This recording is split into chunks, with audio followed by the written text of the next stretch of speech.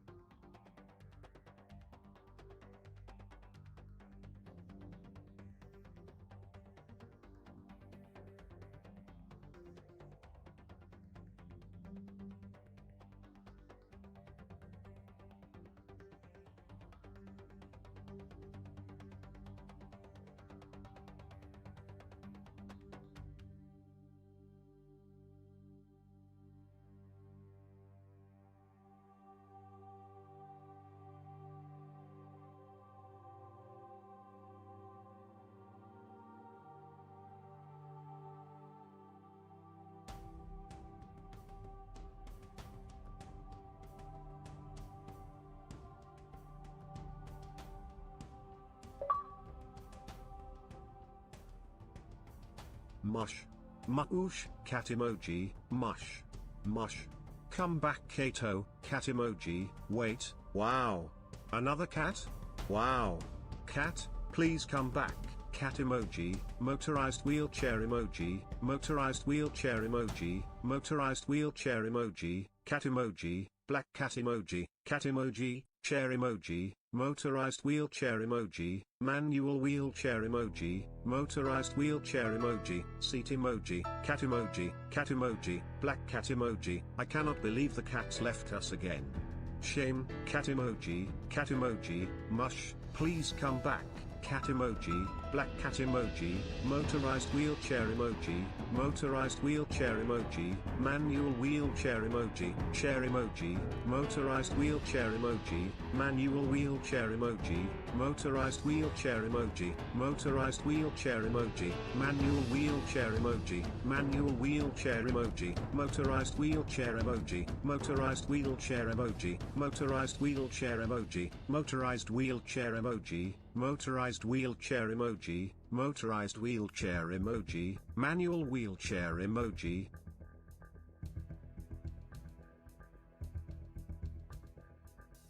It's a good night, guys. It's a good night. The singular supercell ahead of the dry line that's coming right for me. We just got tornado warned yet again. It literally cannot stop. This is the content I subscribe for. My chair? My chair? That's what you subscribe for? You know what? Fair enough.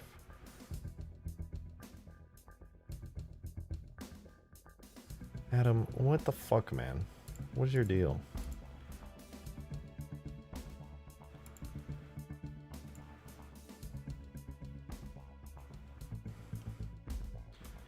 Alright, anyway.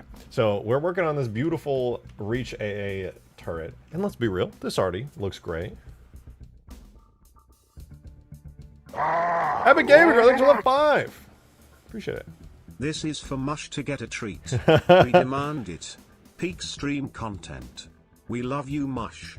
Even if you're starting to bald like your dad. What? Okay, hold on. Neither me nor Mush is going bald, okay? Actually, we have an excess of hair. So, first of all, how dare you? Second of all, how dare you? And in the background, yeah, we were talking about you, Adam. I know it says stalling set, but I actually have all your information right here in this notepad document.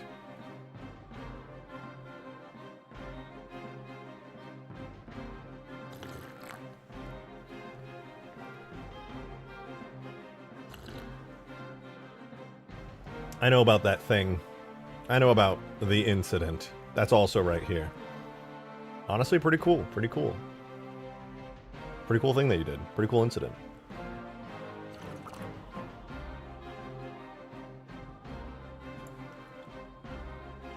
Alright, anyway, this is looking pretty good.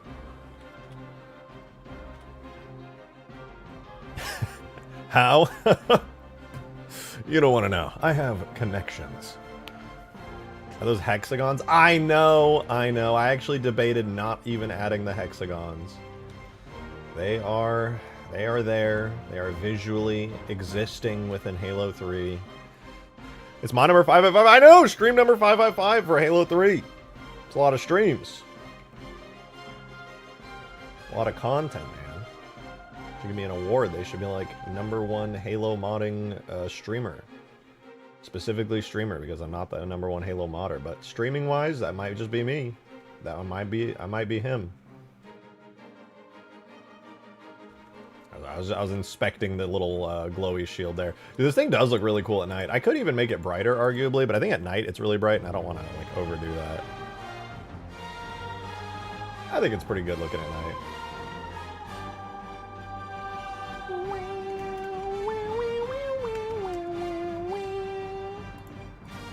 Alright, we gotta make this thing look better, though, because right now its bolts do ridiculously hilarious damage. And it's a bit much, frankly. It's a bit much. But also the bolts, you can't even tell, man. When these bolts come through and they, like, blow shit up, you don't even know what the hell's going on. It's just... Also, the sound it makes is kind of silly. This is the current sound it makes. Which sounds like something is blowing up rather than... A generic explosion is happening. What is turret explosion? Okay, definitely not. That's human turret explosion. Let's do, not vehicle damage effects, sounds, weapons. Let's do, like... Where's the flat cannon? Maybe I can get a cool flat cannon explosion. Ooh, wait, what about the burst? Oh! Hag sound weapons, flak cannon, burst. Oh, wait. What about maybe just the explosion? Let's try that. What does that sound like? What do you sound like? Are you good, Impact? Oh, that's a bit heavy, frankly. That is a little bit heavy. But what is the experience like with that sound?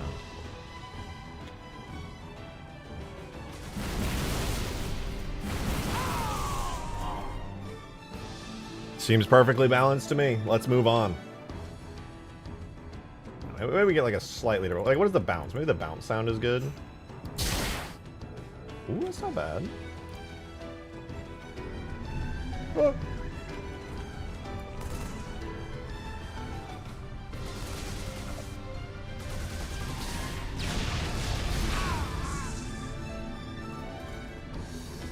That one's more reasonable, probably. All right, we gotta now take the projectile effect of this thing. I'm gonna make it blue, because they're blue, excuse me, in reach.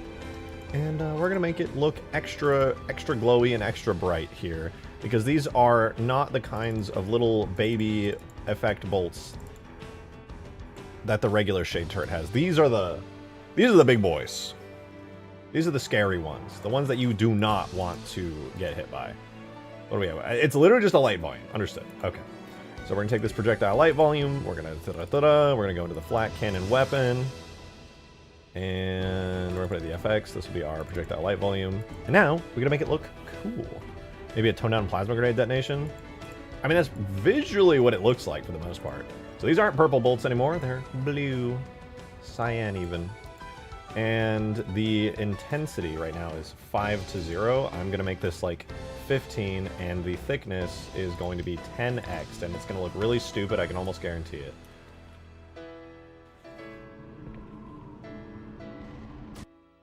Oh my god!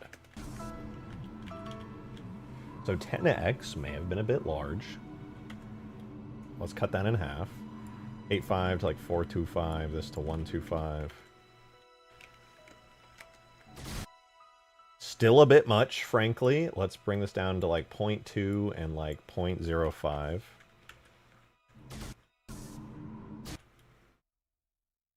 A little better, but the cyan green color, and it's a bit much. Let's make it like fully blue.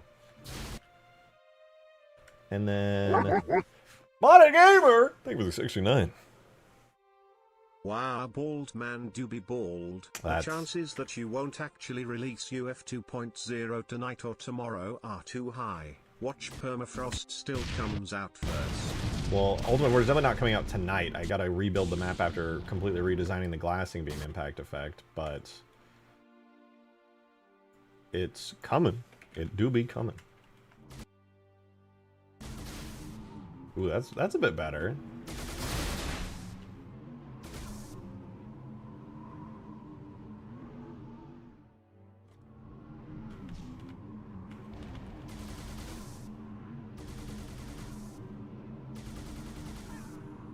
Nice, that's pretty sick. I like that. We definitely got to tone down the AI so he can't see you when you're all the way on the ground, but you know, we're getting somewhere. It's not too bad. Let's edit the actual, let's restrict. Bro, the wind outside is so fucking ominous right now. Holy shit. It sounds horrifying. It's like howling. The tornado warning is still active. The hook echo is still very much there.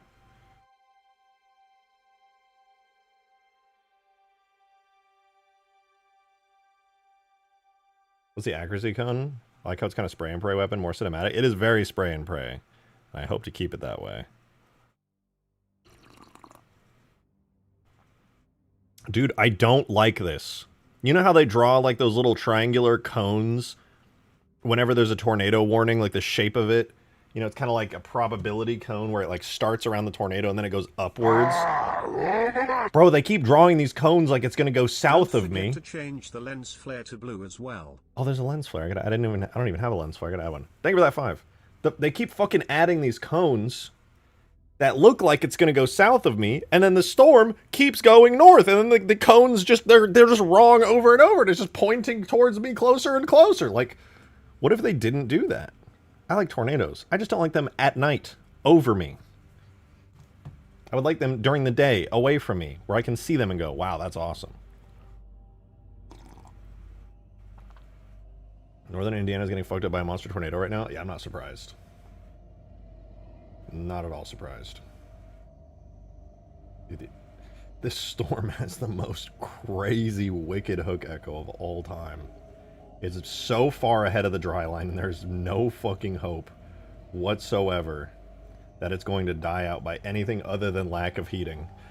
And that storm this thing does not give a fuck. It does not give a fuck.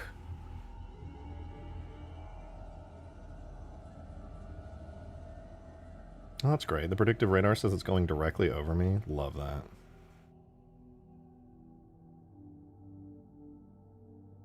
Yeah, dude. I'm just gonna call it right now. In about an hour-ish, an hour to an hour and a half from now, I'm gonna be a tornado warning, and I'm just gonna leave my stream on in case you guys get some content out of it.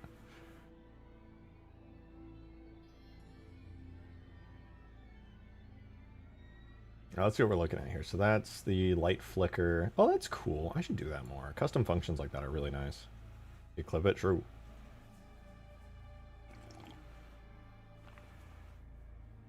Alrighty. Is there a lens flare on it in Reach? I feel like that would be kind of cool to have here. I don't know if it would be excessive or like overload anything. We get to go with you to Oz as Mush Toto? Yeah. We're all going to Oz. Just pray that it doesn't hit me, though, because all of this stuff is... Most of my tags are on my hard drive still. That would suck, dude. That would suck. I'm gonna slide my SSD out of my PC and just hold it with me, like... Mateus, thank you for the 5! Manual got weather. Checks outside, oh hey nothing. Phoenix is fun like that. Actually, Phoenix has some great weather. It has solar radiation 24/7. That's... pretty peak. That's pretty sick. Or just like unplug the PC. Unplugging the PC is not going to stop fucking 200 mile per hour winds.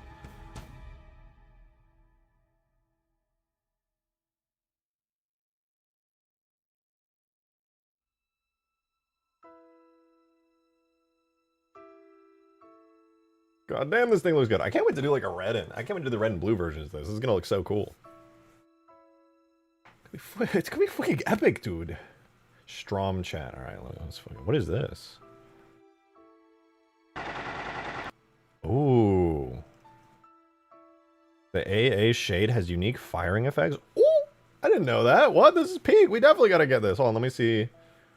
I see you sent them in a zip file, but I wanna grab them directly from Reach and see what it's like. Here's the weapon. Shade anti-air firing. Oh wait, I can't even listen to them in Reach because it doesn't have the play function. Quick, speedrun uploading all your tags. Thank you for the 2. No, I like to live life on the edge. Where is the... Oh, is it a looping sound? Is that... Yeah, it's totally a looping sound, isn't it? How much you want to bet it's got a primary firing function with a looping sound? There it is! Shade AA fire loop. That's the one that Zophie just sent me. Shade AA. Yeah, those are the ones Zophie just sent. Why is it so... It has such like a dull... Oh, you sent me the LOD ones, and then there's the regular ones. So the LOD one, that's why it sounded so dull. Hold on, let me poop open the... Actually, I don't even need to. If Sophie sent me all of them, then we're chilling.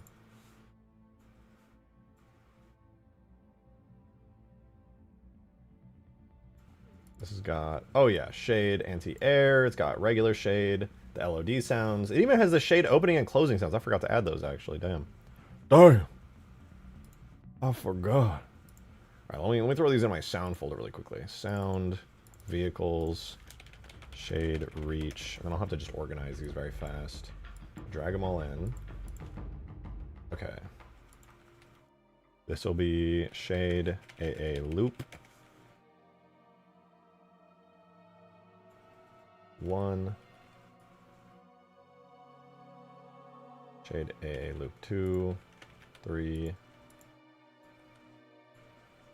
Shade 1, shade 2, shade 3, shade AA loop LOD 1, 2, 3,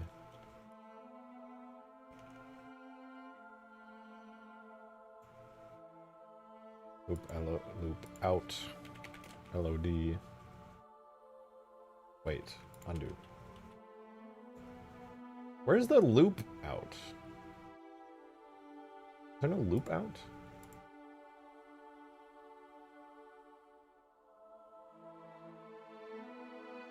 Oh, it's just called shade 1, 2, and 3.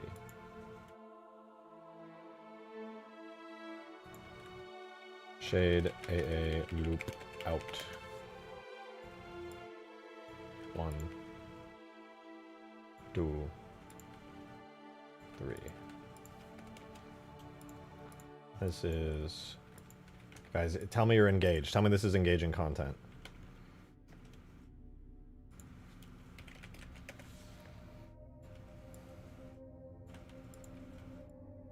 Two, 3. Okay, sounds organized. Shade closing. Shade opening. Shade turret fire LOD. Shade out. Shade loop. Shade in. Okay, they're all organized. Beautiful. Now we're gonna do this. Shade AA loop. Shade AA loop. Shade AA out. Shade AA loop LOD.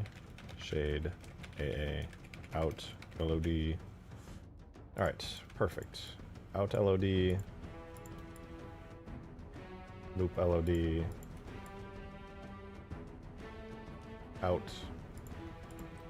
And loop. And then these are all individual sounds separate from all that. Beautiful. Alright, now I want to listen to them. I want to hear what these sound like. So here is the firing loop, or at least one of the firing loops.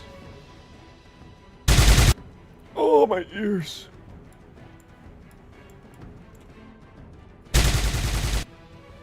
That's pretty sick. And then it's got to have like an out sound.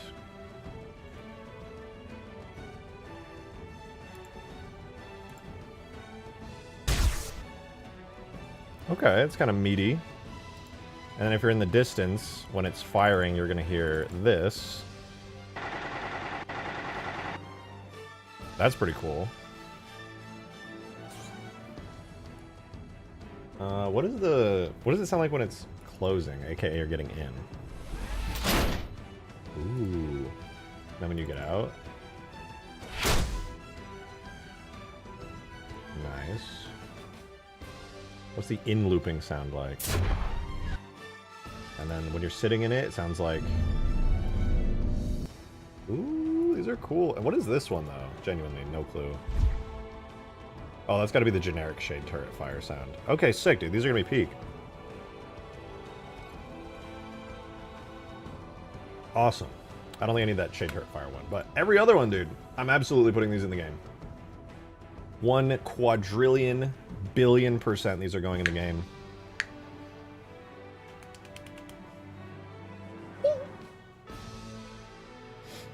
Alright. Let's fucking do this.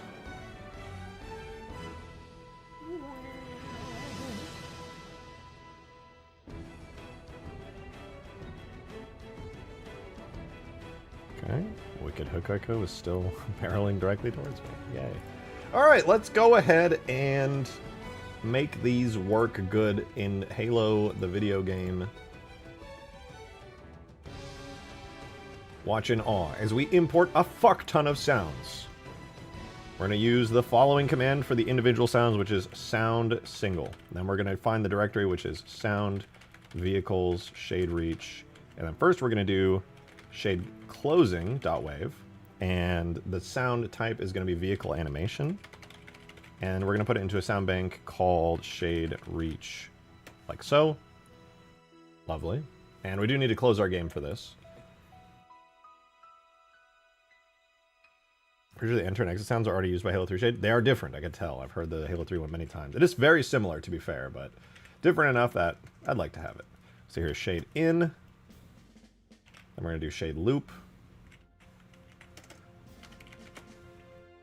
And we're going to grab the shade opening. And shade out. So those are all of the individual sounds, and because Halo's sound bank system is so fucking doo-doo caca pee-pee, I have to manually put every individual looping sound into their own individual tiny sound bank. Yay.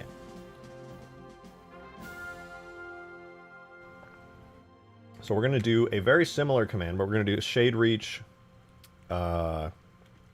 loop for that, and then we're going to, instead of doing this, a direct sound file, we're going to do shade AA loop, the whole folder, and then we're going to change the command to sounds single layer. Alright, perfect. Now, I'm 99% sure that if I try to do the next one, aka AA out, it's going to break. Yep. So instead what we're going to do is loop out for it. And we basically just get to make a loop LOD. To make a sound bank for every single one individually. Because that's just how it is. But just like that, we now have imported every single one of the necessary sounds for this, which is very cool. Love to see it. Now let's go ahead and interact with these sounds by adding them as looping sound files. So we're going to make an attachment on the thingy here and make it a looping sound. We're going to grab the tags sound. I'm going to yoink from the default shade really quickly. Shade. It's probably Phantom, right? It's going to use the Phantom looping sound. So let's just grab a Pelican LOD sound. We're going to put it into the shade reach folder here. And we're going to call this shade AA loop. No, shade AA. What do I want to call this actually? Now that I think about it, dude, pause. Hold the flip up, gamers. Because I'm just realizing right now that the default Halo 3 shade doesn't make a sound. Listen.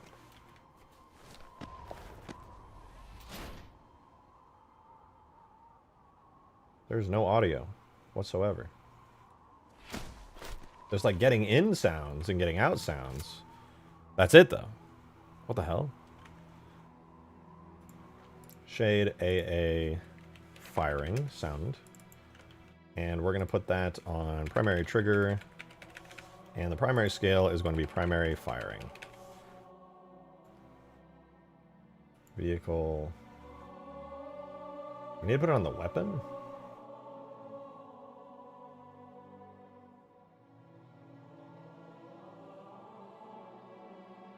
Maybe I need to put it on the weapon. No, surely not. What is that? Oh, hold on. Blah, blah, blah. Anti-air cannon. Primary barrel firing. Is that a reach thing? It's on the vehicle tag. No, it's... Oh, it is on the weapon tag. Okay.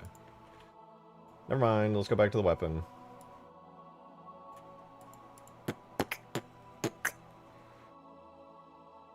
Not me just purposely going way out of my way to just completely ignore the absolute bullshit stupidity in the chat right now.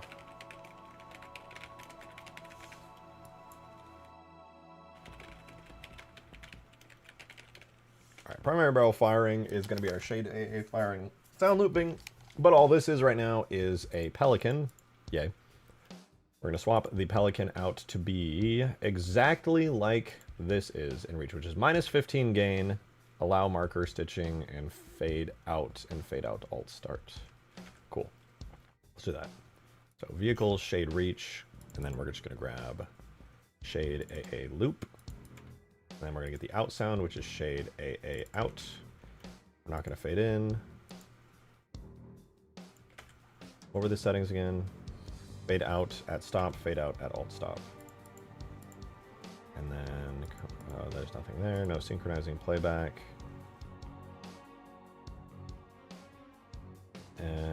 Gain is going to be minus 15, fade in duration is going to be 0 and 0. Oh, fade out duration is 0.1, I lied.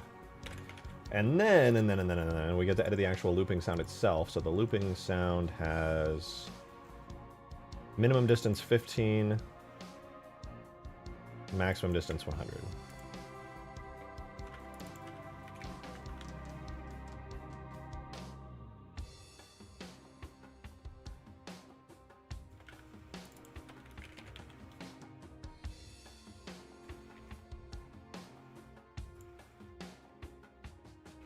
Alright, let's give it a listen in game.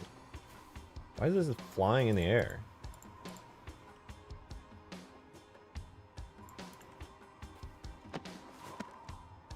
Oh, I gotta refresh. Let's see if these sound beefy and cool.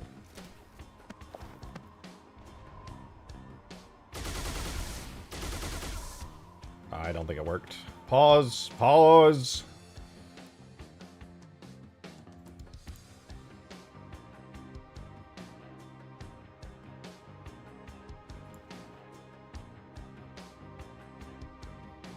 I think the firing effect.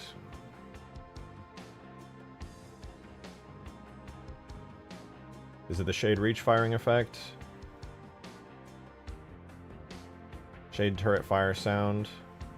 Okay, we need the firing effect to become the shade reach firing effect. And in here, we're going to remove the sound from Halo 3.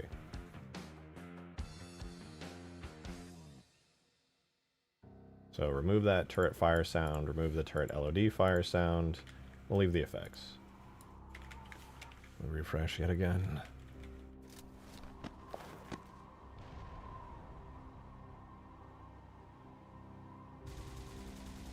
Oh, it worked. It's just insanely quiet.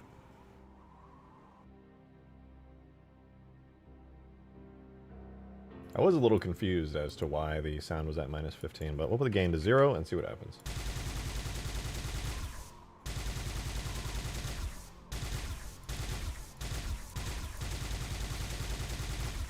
Kind of quiet, to be honest. Let's turn the gain up to like 8. Am I tripping, or is that just really quiet? I feel like this thing should be louder than an assault rifle, frankly.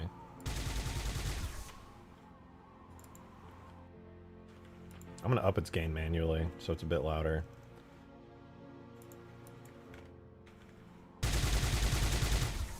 Yeah, I think that's pretty good. Let me just make sure the out sound has the same intensity. That's cool, though. I like this sound.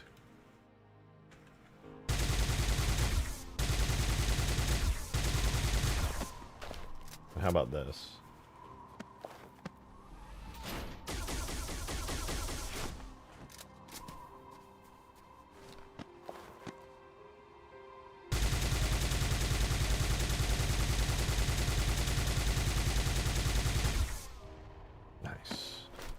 Halo 1 assault rifle sounds. I agree, dude. Halo 3 assault rifle.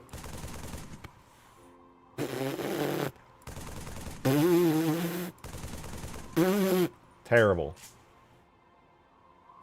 Iconic, and yet still trash. Well,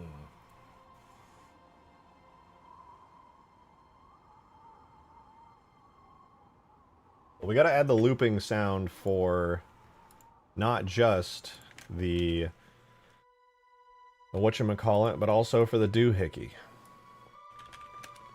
Because we do have this lovely firing looping sound, but I would like to have it shade loop as well, which is not a weapon thing, but is in fact a vehicle thing. So when you get in and it goes wow, wow, wow, wow, wow, wow. We're going to make it wow, wow. Shade in. Shade out and shade loop. Which I presume these probably aren't going to have like a particularly massive range on them, but we'll find out.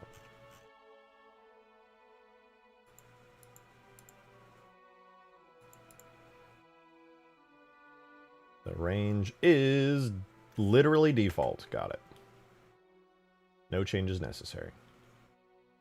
And I'm just going to throw that onto the vehicle real fast. Duplicate. Sound. Vehicles. My shade. Shade loop. Does it have a marker? Oh, just on the driver. Fair enough. Alright, let's give it a listen.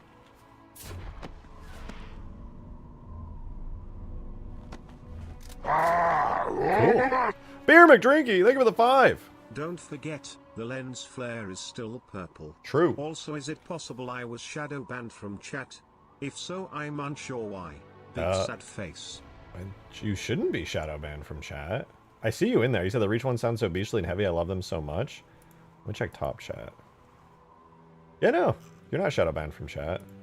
A lot of people get relegated to live chat. Like spamming spammer. I don't know what he did to upset the system, but just straight up cannot be seen in top chat. So lately I've been switching to live chat manually. Bro, what is that radius? Okay, the instantaneous acceleration is getting set to like something insanely low. That's so funny, but that's terrible. Alrighty, now let's go ahead and make the in and out sounds. We gotta add those into the animation graph though. So sound, vehicle, shade, reach, we want closing and opening. So we're gonna go ahead and just throw those onto the closing animation. We're gonna add a sound event at frame 0. Just put it on the driver animation there. And then we'll do shade opening as well.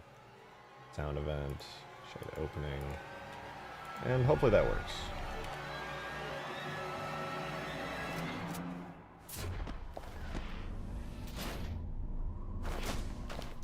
Cool, it's starting to really come together. Listen to those sounds.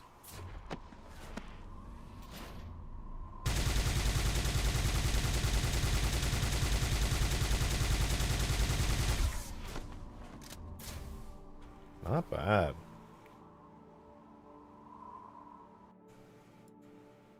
Shade looping, shade. Oh, and then the only other thing we would really need is the LOD sounds. So I guess I'll just add those really quickly. That'll be the exact same thing. Shade AA firing LOD as a sound looping. And I'm just going to throw that really quickly onto the weapon tag as well.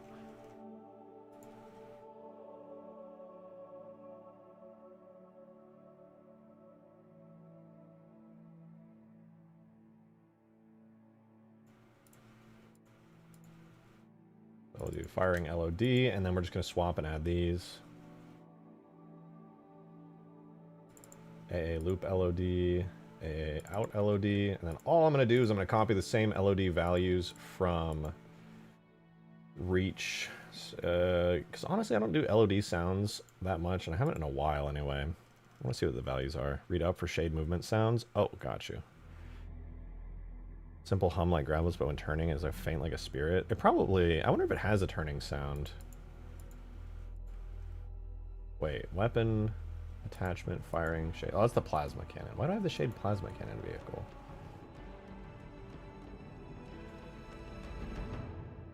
Anti-air cannon, and it's got fire loop. Does that mean it doesn't use the LOD firing sound? I guess I'll just have to do it manually, huh? Well, you know what? Now I can manually check for it. Sounds, vehicles, where's shade? Shade, AA fire loop, track 1, track 2. Is track 2 going to be the LOD? Yeah, don't play distance 25, so minimum distance 80. Let me see if I can do that here. I mean, I can definitely do it in Halo Reach, but... Alright. Don't play distance 25. Attack distance 80. And then it's 80 to 500. 25, 80, 80, 500.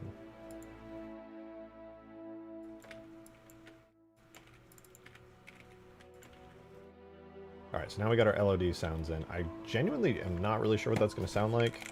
I can't really use my controller to easily test it, but I should at least be 80 meters away from the dude up here. Let's run game scripts. And he's going to shoot at me from this range because his AI is fucking busted right now, but...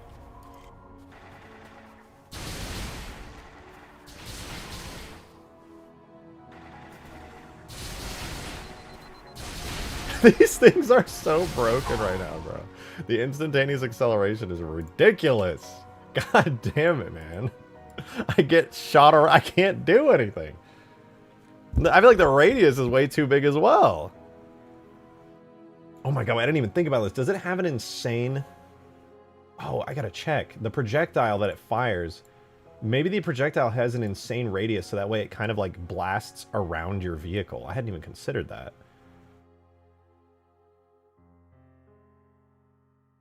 It doesn't do any impact damage currently.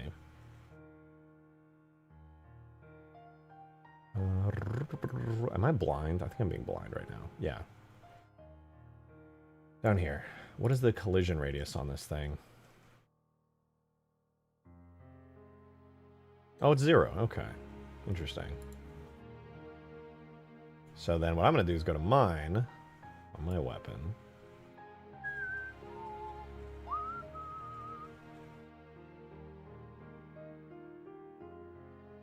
You know what, dude? I'm gonna go back. I have to nerf this thing. There's no world in which I don't nerf this thing because it's disgustingly powerful. But I'm gonna keep most of its effects. So detonation damage. I'm gonna cut it down to 25 maximum damage. And I can't give this thing instantaneous acceleration. I guess I can, but I'll just reduce it massively. The reason I can't, though, is because it has a big fucking radius. But as far as impact damage goes... Oh, it's impact effect. Impact damage.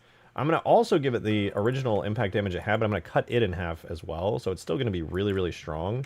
But it's going to be balanced. It's going to be half of the insane value I had earlier. So it's going to have the same amount of damage as it had this whole time. But now it's going to be a lot more balanced.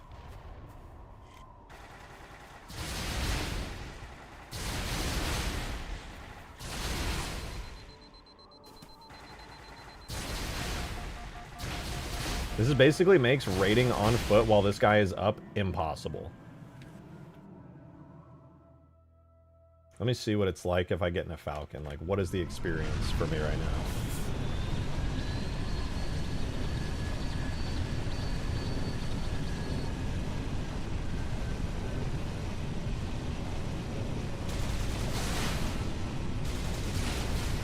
It's not that bad.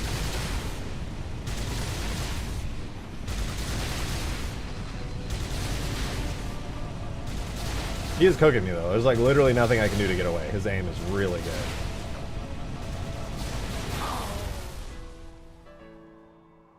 It's, like, a very sustained fire.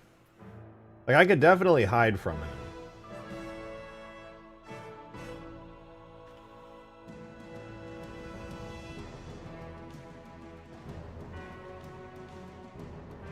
If there's some ally shooting back at it, stuff would be evenly balanced. True. True, true.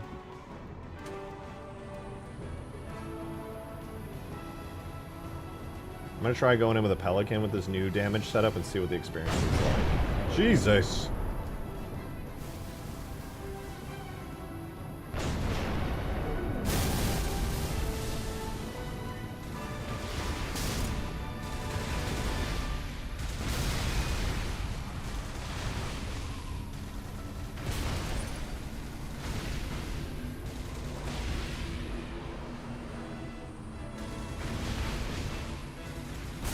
If I don't take this guy out, he's gonna cook me pretty fast. Like, I'm basically dead already.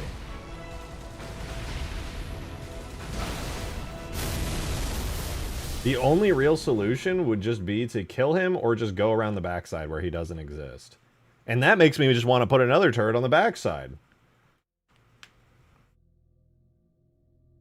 It's pretty violent. Yeah, you know what? Let's see the Phantom. The Phantom is a lot tankier than the Pelican, admittedly. I really need to go back through all these guys and, like, clean up their collision models and see what the hell's going on, though. Because, frankly, a lot of these are old as hell, and I didn't learn good collision stuff until, like, relatively recently.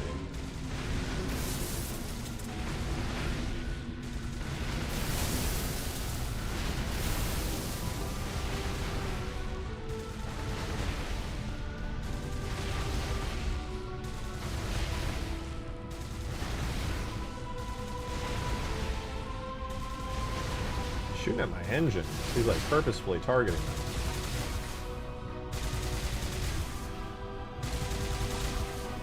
Phantom's tanking it pretty good. Oh.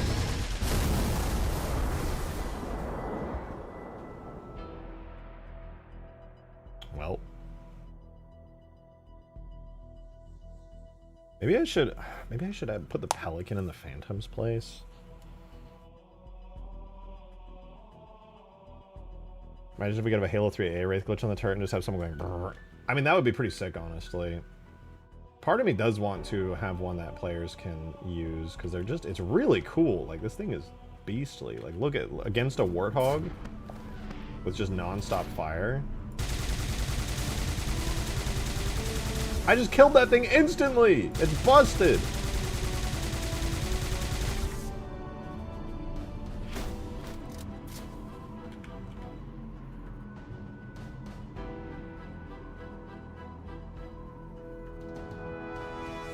Crazy, man.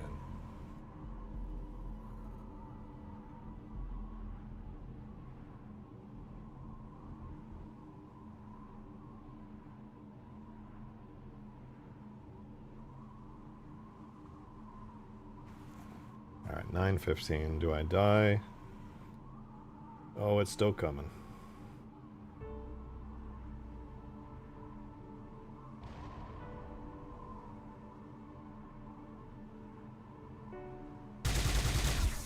How did he see me?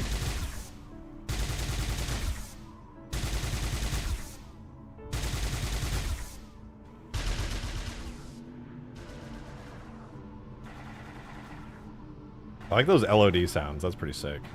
Ooh, wait, let me see this dude at night. Ah! You like the spread? Yeah, it feels like reasonably balanced. Alright, let's try it at night.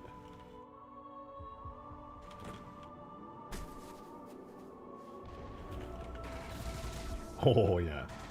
Exactly as I was hoping it would be. Bro, I'm so cooked. He's really scary.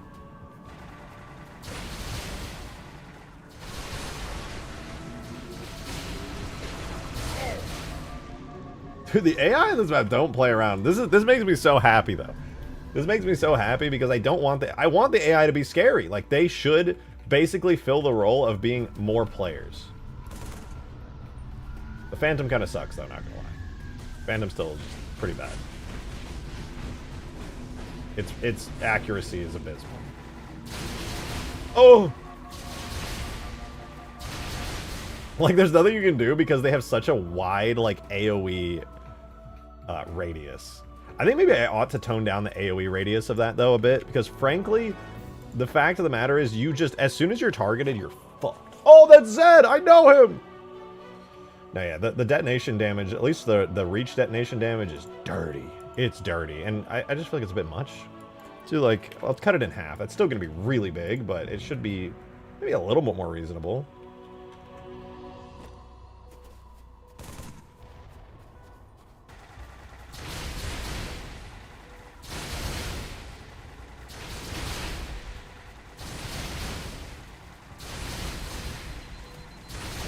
My survivability is definitely up. I'm gonna make a couple more changes. You know what I'm gonna do? I'm gonna bring it back to what it was. But what I'm gonna do is I'm gonna make it so not the weapon, the vehicle cannot aim down as far as it is right now. Pitch range is -45. I'm gonna make it like -15. And that should make it so he really just can't aim down at me. What? Okay, there we go.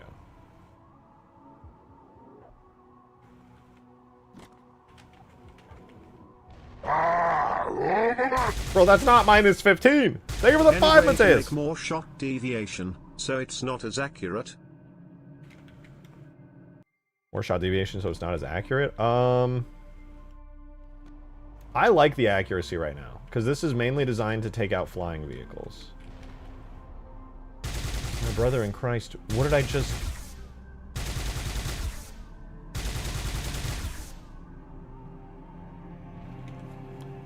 Apparently he doesn't care. The AIs just straight up do not care.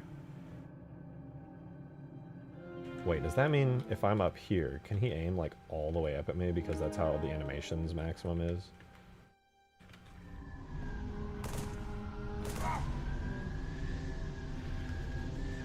Are you serious?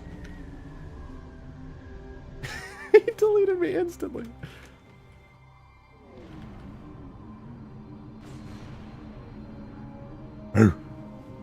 Okay, that's interesting. I am a little bit confused on how to deal with that, frankly.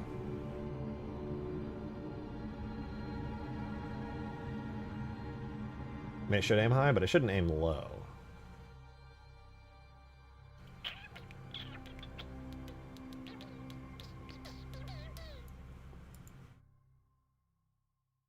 Maybe it's just because I have it using the reach animation system, but...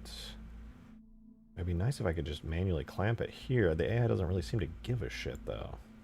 I don't think that's something I can edit in the AI weapon properties, unfortunately. I think if in the weapon properties, he just has settings for, like, literally how he fires, less so how he aims. Let me see those shade vehicle properties. Maybe I could use that to my advantage. We have shade vehicle properties, or sabers, blah, blah. Blah, blah, blah. No shade. Yeah, I can't say I'm surprised considering it's literally just a turret, but still, I was hoping there'd be something. Turning. Throttle, combat, behavior. Anything relating to weapons, perhaps? Weapon firing properties I'm not too concerned about. There's nothing in regards to the height at which they can aim. It seems to just be tied to the animations themselves. Which, like, goddamn, bro. Shade flat cannon vehicle. Pitch range 0. He should not even be able to look down. And yet he's just like, I'm gonna look so far down. Move the shade back slightly. Live with the catwalk should provide. That's true. That's true. I don't want to because it looks kind of good where it's at right now. But you're not. You're certainly not.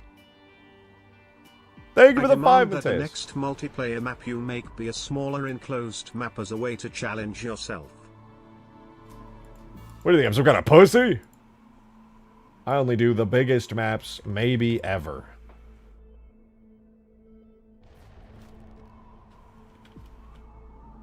Damn, I don't think there's any distance at which I could put him backwards that would prevent him from just absolutely shredding me from a distance.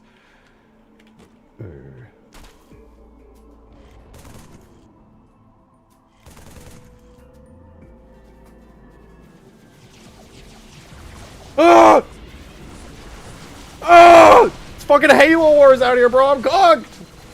Ah, he sees me. He sees me.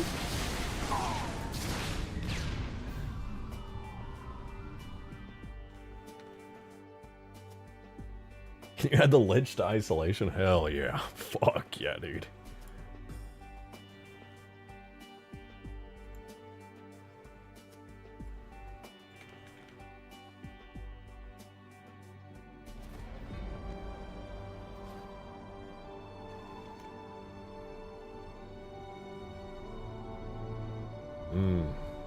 It's a nice shield. I like that.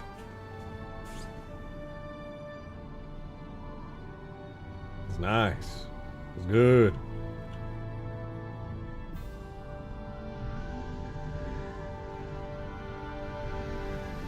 Well, I guess I'm just gonna have to make a unique AI character for this dude, because he just can see me from like 40 fucking miles out, and honestly, it's a bit excessive. Thank you for the 5, Mateus. Appreciate it, dude. You say you're not a pussy and yet you immediately poosied out. I don't know what you're talking about. I like you're just making shit up. I'm a man. I live in a man's world. Alright, here's what I'm gonna do. I'm gonna make, well, keep his settings, blah, blah, blah, it's all fine. But his perception, I'm gonna give him a max vision distance of 100 units. 100, yeah, we'll do like, maybe like we'll do 125. Hearing distance, I will make 150. And I think that's really all I'm gonna have to do to change him and make him a bit more balanced, I hope. He'll probably still be able to fucking wreck me if I get too close. We'll see, though.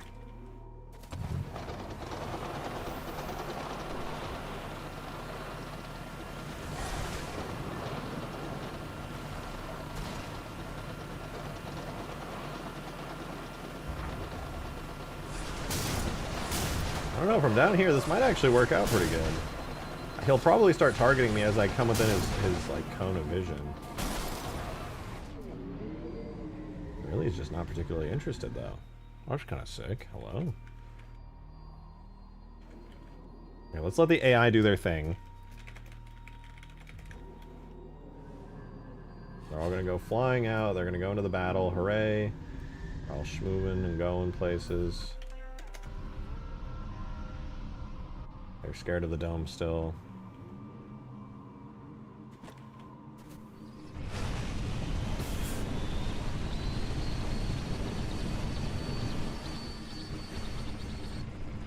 Dude, I'm dumb as hell. I didn't even change his character type. He can still see me from a million miles away. Gotta add him in. So, character. He is an elite. He is an elite red shade. We're gonna set his type to that. Elite red shade. Refresh. Let everybody go crazy. Zoom on out. Okay, now this is where I get to make my move.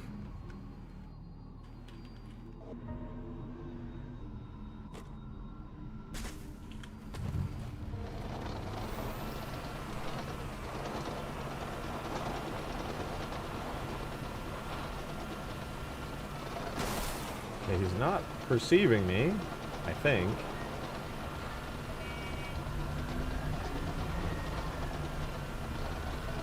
He could be shooting at me right now if he chose to. He's not. That's a good sign. Right, shield pulse is pretty crazy, right? It looks so cool. And now, if I got in a vehicle like the Falcon, I'll be within his range pretty quickly. Because as a sphere radius... Oh yeah, there we go. Now I'm getting close. Bro can type the word pussy. Damn. Damn. Thank you for that too, dude. He's definitely cooking it. The AoE damage really just doesn't seem to affect the Falcon for some reason. Let me see if the Falcon doesn't have it set up. The Falcon's so old, man. Also, we're gonna go character elite red shade. We're gonna swap this dude over to elite blue shade, and I gotta swap his character model, biped, and everything over. And I'll add him to the map in a sec. So right now he's using elite red biped. We're gonna switch him to elite blue biped, and I believe his team needs to be manually set to Sentinel. Good. All right, now that that's set up, I can throw him into the map as a character for later when I set up the other guys. So elite blue shade. Damage projectiles are bright. Hell yeah, they are. They need to be. These are really strong. All right, let me check the Falcon though, because I was just noticing that the Falcon, it seemed, and I could be wrong, but it seemed like it didn't have its AoE damage stuff set up correctly. This is the default Falcon. I'll just check here. Damage transfer. No, target driver goes to hull, tail, wing left, wing right. That all makes sense. It's all there. So the targets exist. They do correctly target stuff like that. I know the collision... Oh. Never mind. That makes a lot of sense, actually.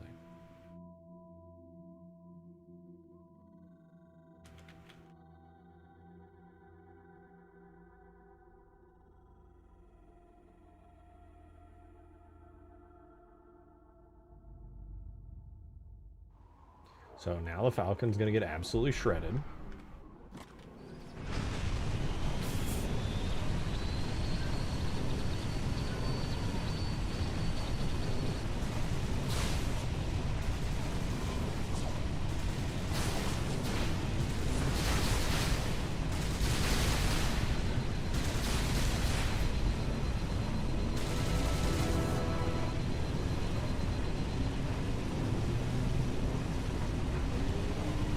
Why did... He got out? What?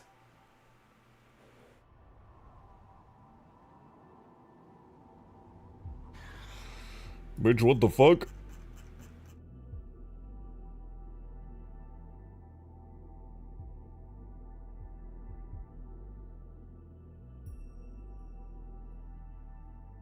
What's going on here? What's going on here? Initially spawned. Yes, yes. Good, good. Oh, the supercell's fizzling out and it's going north. I will survive the night.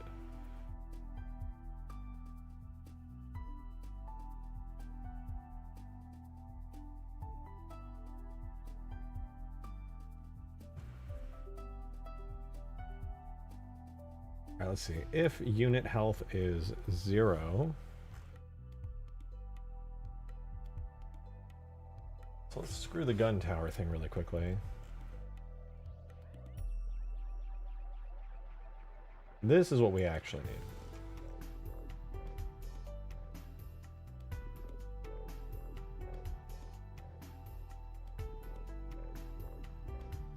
Shade red, shade 01.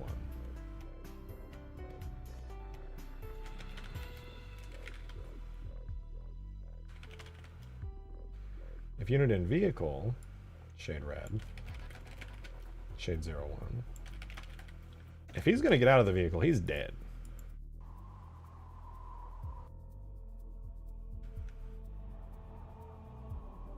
What teams are there on huge grass? I'm not sure what you mean. There's no AI teams on huge grass. This is a new thing I've gotten working here.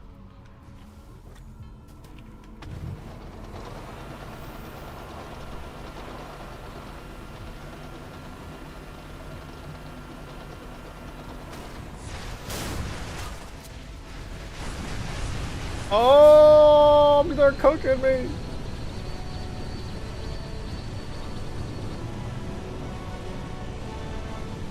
Like Team Slayer? I mean, it's set up for red versus blue teams. Blue should work.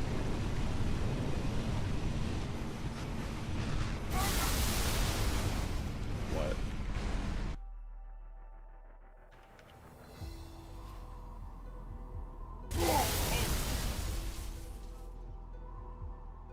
What?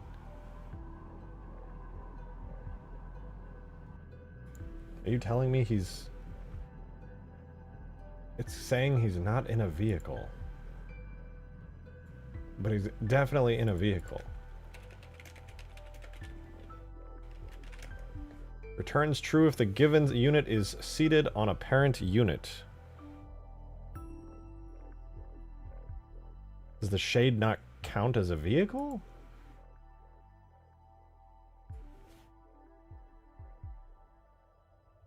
What?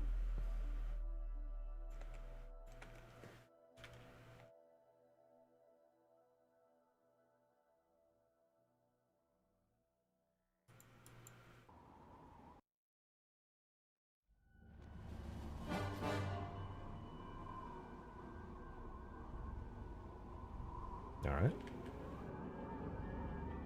Now the real question is, guys, do you think this is balanced? Whoops.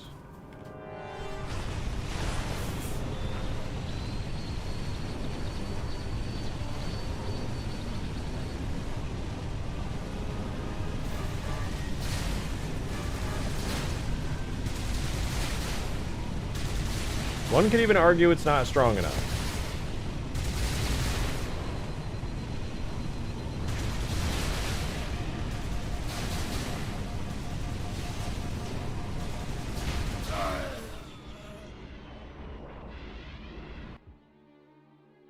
Balance matters not. Well, okay, if something's unbalanced, it could very quickly become unfun.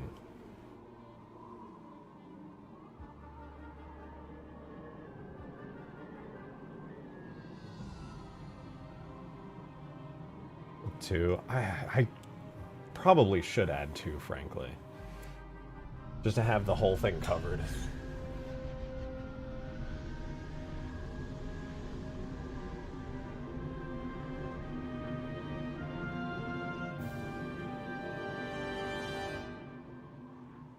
Yeah, alright. I'll do the backside as well. Because, I mean, let's see. How strong is this guy? If I just, like, shoot him a bunch, is he gonna die? Oh, he's so scary. Oh, he's so scary! Nade out! Bro jumped out.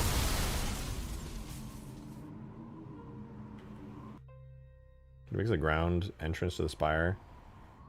Oh, yeah.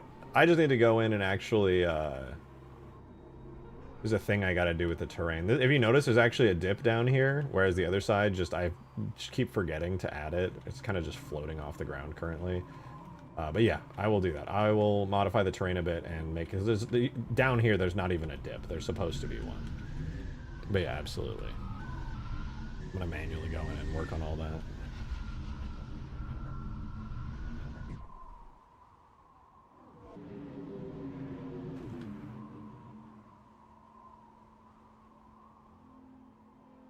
I think the cool thing about having one on each side means that you actually have to... You can't just, like, sneak into the spire, right? Like, a lot of the time the strategy is, oh, just go sneak into the spire. Oh, I'm just gonna go sneak in. Ha ha he. Now it's like, no, you want to get into the spire, you have to fight for it. So, yeah, we'll add another,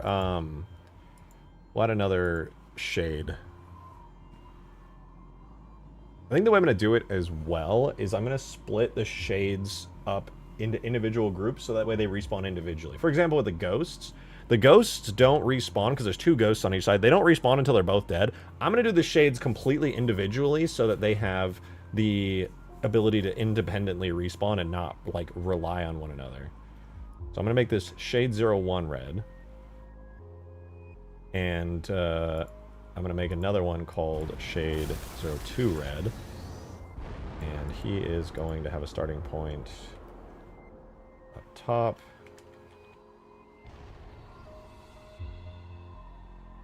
Make his rotation not be weird.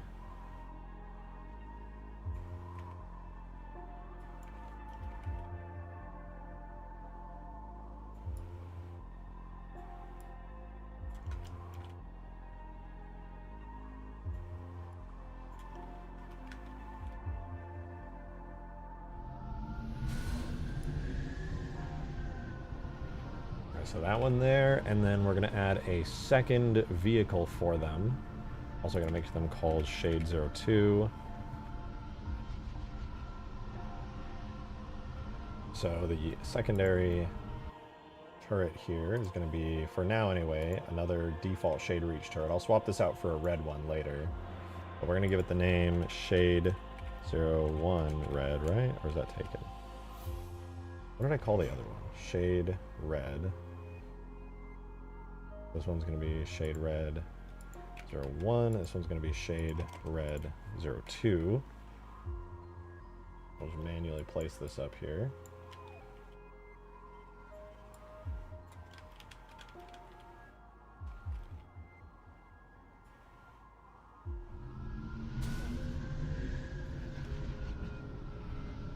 Placing this on this BSP is going to come back to bite me in the ass later. I'm certain of it.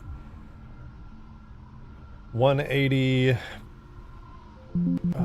plus 35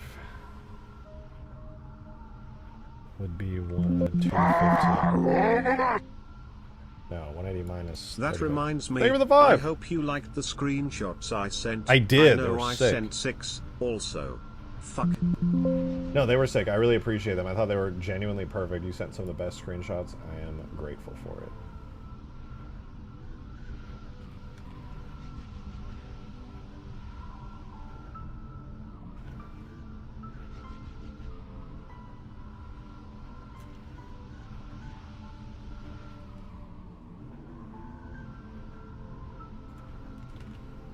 So that guy's there. I'm probably going to use a lot. Because I wouldn't say best. They were all from the same map.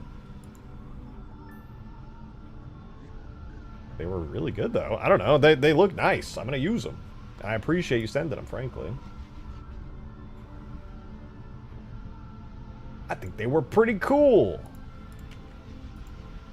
Oh, right. And then this guy's going to have the placement script of Shade Red 2, which doesn't exist yet, but we're going to make it. So let's make a second Shade script. Shade red. 1 initial spawn. Shade red 1 failsafe. Shade red 1 respawn. And then we gotta rework this because the AI's name is now Shade red.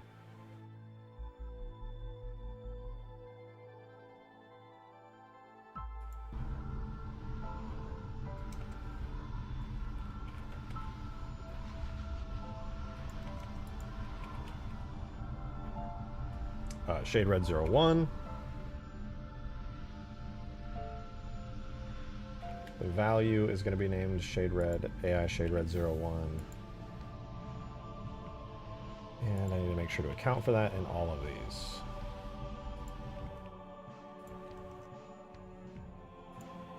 Okay, so those are good. Object crate is still called Shade Red. Fuck, it's not. It's called Shade Red 01. Alright, so I'm going to make sure that these all work before I move on to the second one. But anyway, Shade Red 01, then Shade 01 is the guy, and then we're going to check the damage section of Shade Red 01. AI kill Shade Red 01. Value is accounted for. Okay, everything there looks good. And then last is the respawn script for this guy where we check the variable, which is now called that. AI, which is now called that. Then we're going to do object destroy the vehicle, Shade Red 01. AI erase the character, Shade Red 01. And the AI Shade Red 01 value gets changed. Then we spawn that one. Spawn that one. We change the value there. Now I got to go all the way up. Excuse me. And I got to change...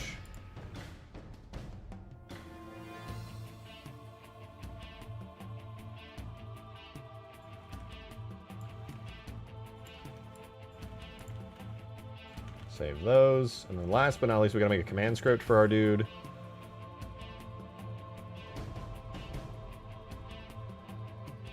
Shade Red 1. Then we're gonna make another command script for our other dude, which is Shade Red 2, which has to go into the other one.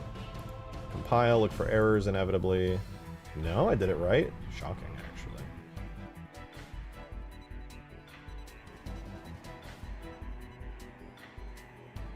Hello? Oh, I didn't make a... It worked, I just forgot to make a second guy.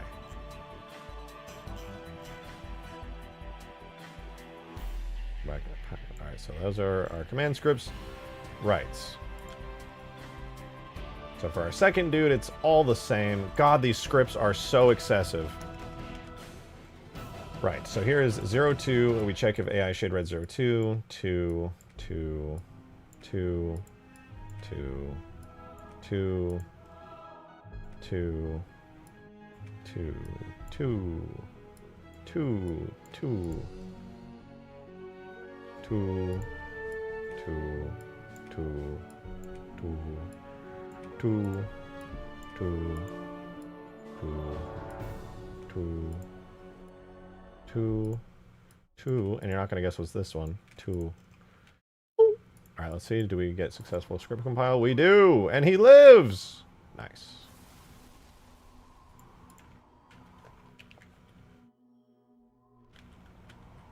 Well done, me. Thank you, me.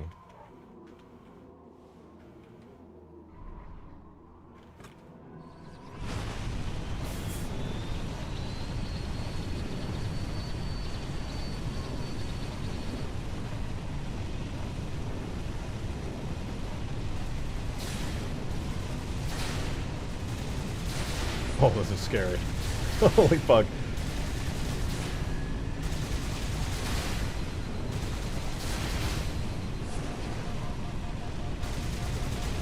I'm like strafe running these guys. They can't turn fast enough.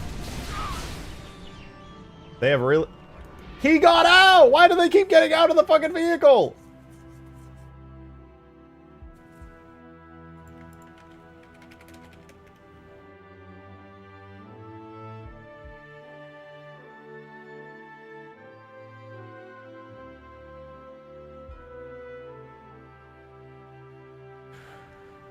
Is there a way to make it so they cannot exit a vehicle? Make a unit exit the vehicle. How do I make it so they cannot exit a vehicle? Thank you for the 2, Gyarados. He's just standing there. Menacingly. Is there anything I can do to maybe make these vehicles be unexitable?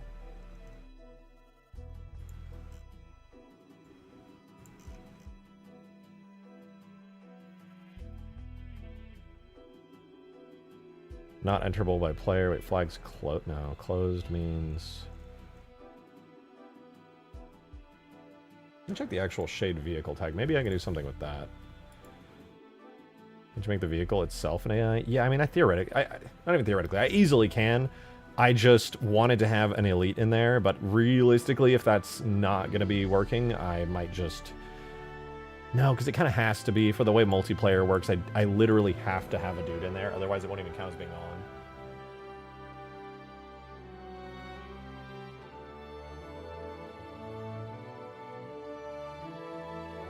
Oh, dude, the supercell completely fizzled out as it was approaching. I don't know what happened, but it just straight up died. It's over.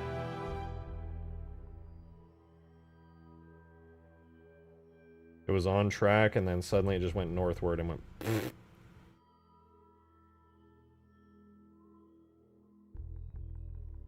Looks like around midnight. Dude, every time something comes over this damn town, it just dies instantly.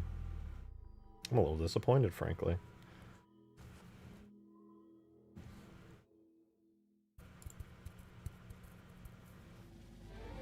Right, let me see what I can do for the red guys. Shade Reach, Flak Cannon Vehicle. Blame Texas, I know.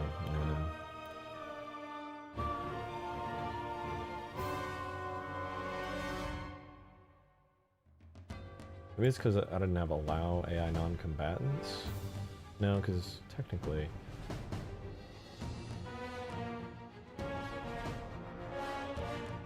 Blocks hedgehogs to ground for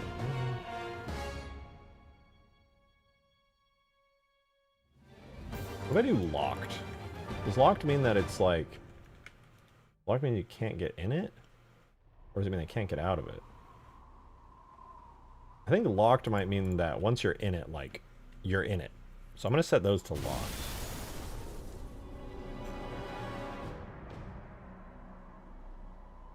Wait, is locked different from closed? Thank you for the 3! Wow. Bald, Catpisser, Rock Guy, Modman, Chair Emoji, Bot Gun, Chair Emoji. Femboy. Okay, well, none of those are true. So you're just spreading misinformation on the internet. Can't believe that. Unforgivable sin. Who does that? Just goes on the internet spreading misinformation. Disgusting.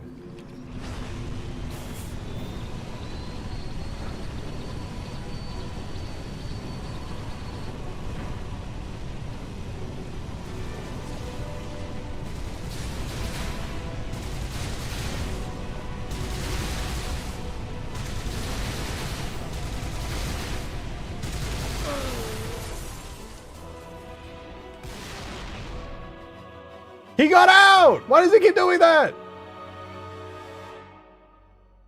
It's like the past 3 years in one dono. True. The lore goes deep, man. Okay, what if I set these to locked? Maybe if I set it to locked. What if I try to get it in while it's locked? And then I try to get out? It doesn't even do anything!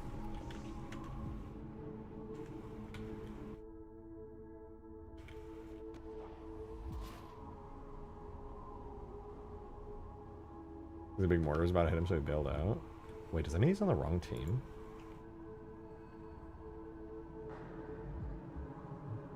No.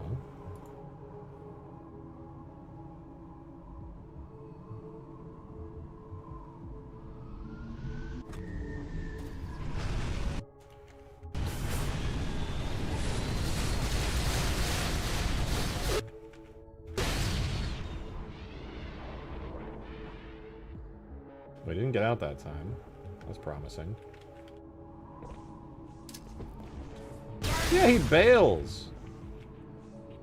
If something comes his way, he bails out. I need to prevent that from happening. As sad as the storm, it died. Supercell completely died.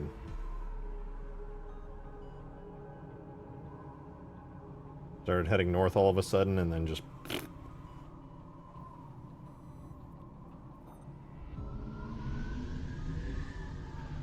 Now there's just a big line of QLCS storms coming in.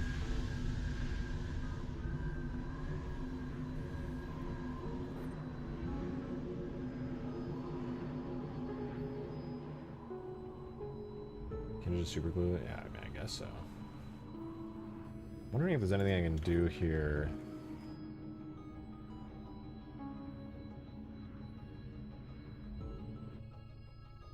I mean, I could just remove the AI's exiting animation, I suppose.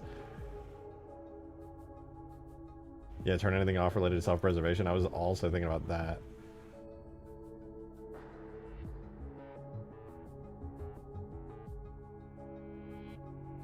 I mean, considering... Let me check their style tag. Because all the AI red guys should have... They're either using a default elite style tag or a particular one that I gave them.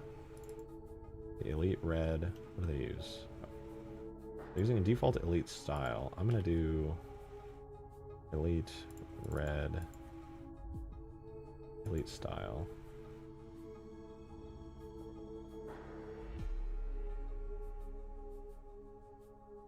I'm going to do Elite MP style, and I'm going to give this to all the guys, but I'm going to quickly change it to General, blah blah blah, cover friend, engage, you can fight, melee charge, surprise, perimeter, pre-search, destroy cover, suppressing fire, lead on, search sync, uncover, pursuit, self-defense. No self-preservation, no cover, no avoid, no evasion impulse, no dive impulse, no danger cover impulse. Scary target cover.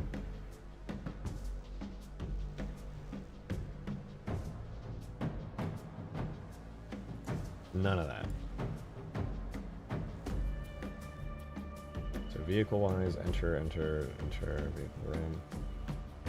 Damage vehicle cover, exposed rear cover impulse. Vehicle exit impulse, danger vehicle exit impulse.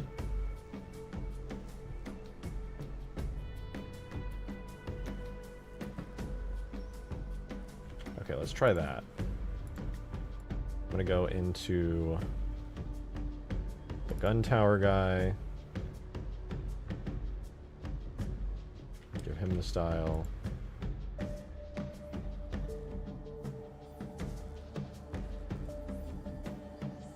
Him the style. I'm not going to give it to the Banshees, but I'm going to give it to these guys.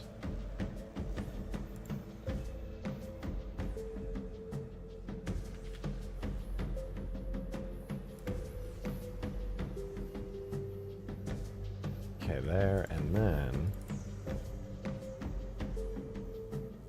there. Alright, so now our boys in the turrets should be more than happy to stay in them forever and ever. Best chance of getting this to work is to just throw some nades at him. Yeah, he didn't try to exit after I threw nades. He just stood in it. He no longer has the impulse to exit as a vehicle. He will stay in it until death.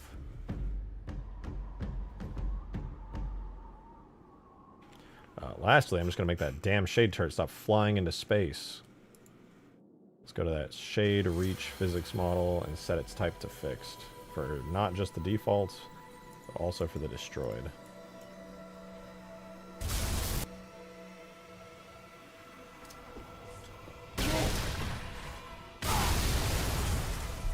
Alright, we're cooking.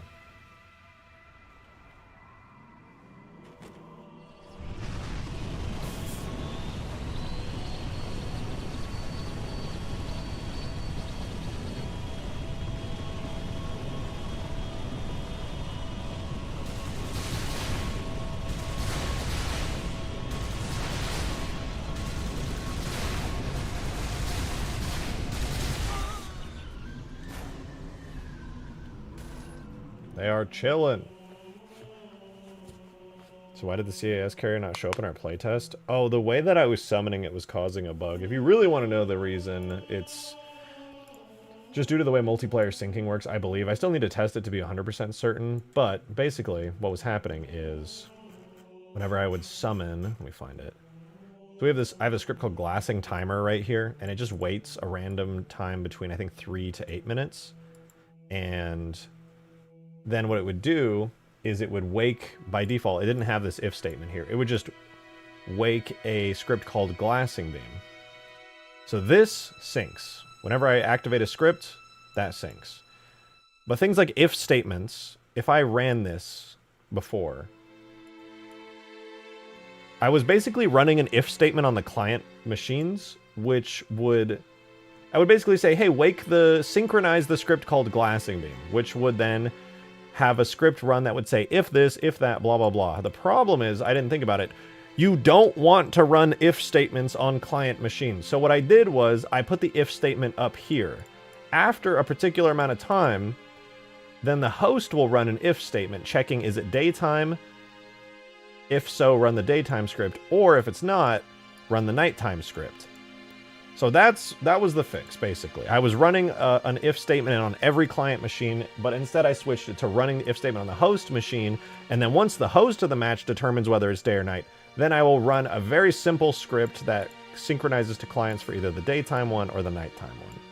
So just basically I had to simplify the script so that the clients in the game versus the host of the game were not running particular scripts, and that should fix it, because that's how I run every other script in the game as well, like the Strato Sentinel, for example. Basically, offload as much as you can onto the host, and then synchronize the bare minimum with the clients. Halo 3 multiplayer scripting be like.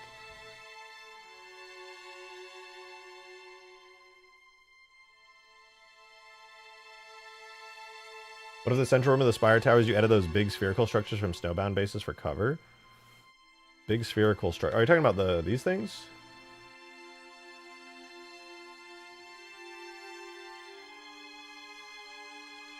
I mean, there's that one small cylinder thing for cover. The ones inside the bases. I'd have to check it out. I've kind of forgotten.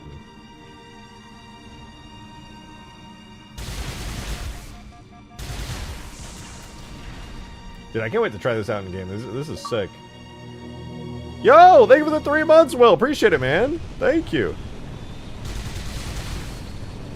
Said, thanks for the hard work. I'm buying a PC just to play. That's huge. What the hell? I will do my best to make it worthwhile. Buying a whole PC is a crazy investment, so buying one just to play these mods. Hopefully the Halo mod custom games browser will be out by the time that you get your PC, because that'll make playing mods like this way easier and way better. Speaking of snowbound, could you add the snowbound defenders to the edge of the map? Okay, I might. I don't want to add even more AI, especially for particular short use cases like that, but I learned, and I know this happened during a previous playtest as well, but I learned the hard way that there is a real big problem with this map, which is that if you want to do like a capture the flag run, let's say I'm on blue team and I come all the way over and I capture the flag, if I then come all the way here and then just hide below the map the entire time, I would win the game, basically. Demon, thank you for the 5! I just tamed the coolest creature in No Man's Sky. If you find this stuff interesting, so I'll send a screenshot. Please do. Please do. So, basically, if you come down to the edge of the map here, and don't mind the crappy textures, work in progress, as I'm sure you are aware. If I come down here and I'm just like, I can just hide the entire way to the flag capture point, which is over here. And that's lame. I don't want players to be able to do that. So there's a couple of possible solutions. One would be a bunch of very carefully placed kill barriers throughout this area. I can't do a soft barrier here, otherwise players would just stop and get stuck right here. And if you're careful, even if I do add kill barriers, if you're careful enough, you could just kind of be like right on the edge, you know? So I need some kind of solution, and a big AI that like watches over the map and detects players in that zone, I think is the move. Sand trap towers, yeah, that might be the move, honestly. Just an AI that insta-vaporizes shit. The sand trap towers are a great example because a lot of people don't know this still, but the sand trap towers actually are all alive, and they are always watching players. And every time a mine comes out of the ground, it's actually an AI shooting a laser beam at the ground. And the bomb just comes out of the ground because an AI shot a laser beam there. So I may do that for this.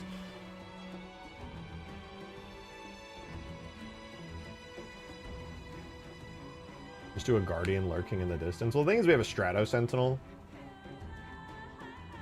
What if I just have like a giant Strato Sentinel just sitting there and then just bwamp, bwamp, bwamp.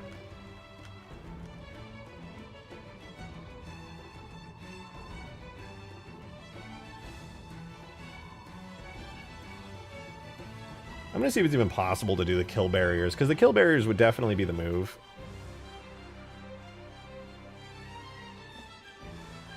I guess the one you wake up. There's got to be a good way to do this. What if I just have a giant, like, Covenant cruiser waiting in the distance and it just, like, fires a beam at you? Consider Sentinel Enforcers. They can pick up vehicles and tanks. I like the idea, but it needs to basically be like an insta-punishment. Like, the longer you're out there, the more damage you take.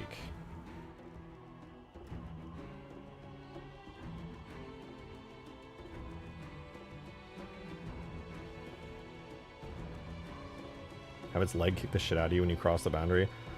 Yeah, there's got to be something I could add here to, like, punish any player who goes outside the zone.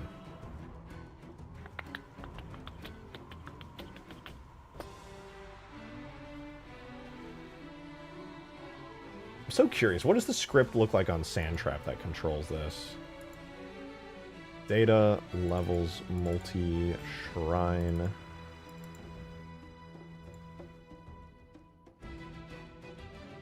Vehicle, oh wait, what is this? Set up the turrets. Vehicle auto turret north. I'd quite but am picturing a Strato Sentinel leg reaching up from the fog and slapping any flying vehicle out of the sky. Thank you for the 5, Demon.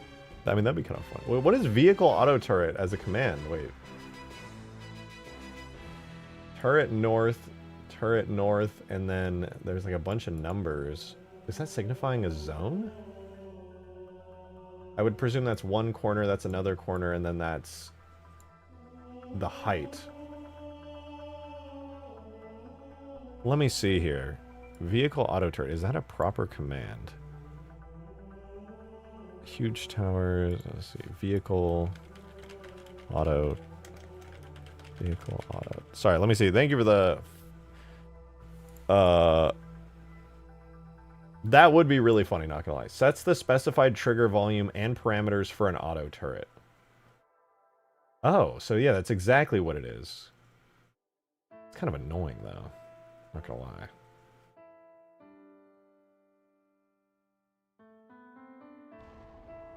The trouble with that is the boundary I would want to create is not really a square. Let me see something.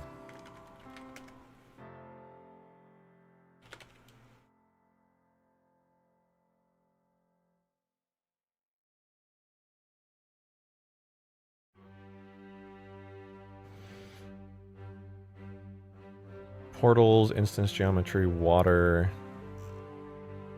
physical, design surfaces. Okay. There's a soft kill.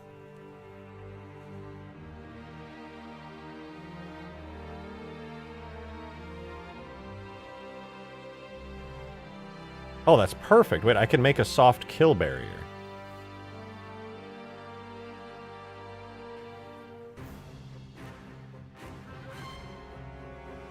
Okay, perfect. Yeah, that's good. I can make a soft kill barrier. I need to make invisible barriers anyway, so I'll just also make a soft kill barrier. And the good part is, when it comes to a soft kill barrier, is I don't need to,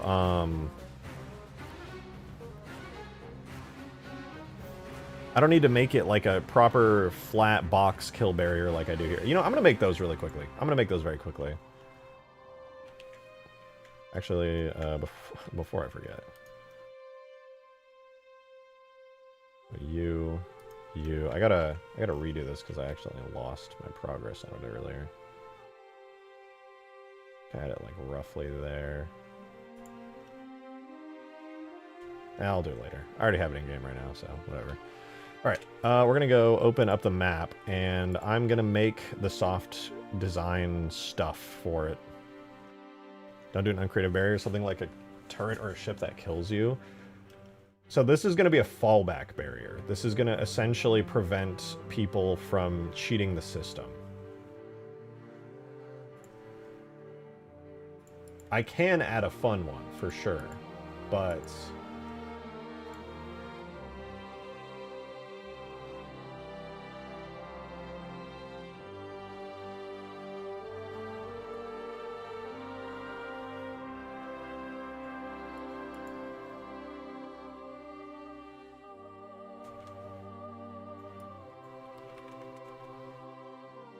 this kill barrier is just gonna be like, oh, you're fucking around, you're dead. Reach was pretty miserable with the barriers. Yeah, this one is just... This barrier is simply going to exist to prevent people from just hiding and capturing the flag all the way around here. Because I'm going to be honest, that's extremely lame. And I do not want to encourage that even a little bit. So I'm going to go and make a new collection. I'm going to call it Design. And Design is going to get a new object right here. It's going to be a mesh plane. And this is going to be soft kill. Going to have a new material, which is going to be called very specifically plus soft kill. And I'm going to add another new object to it. And actually, let me double check this.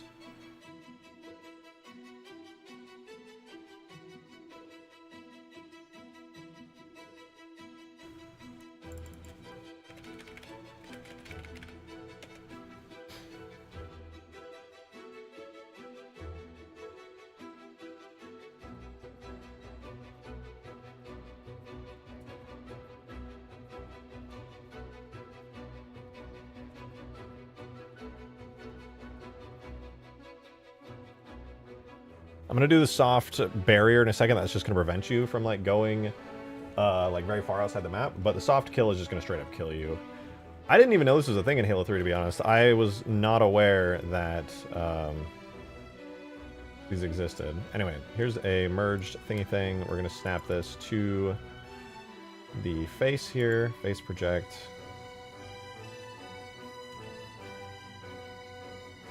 What the fuck?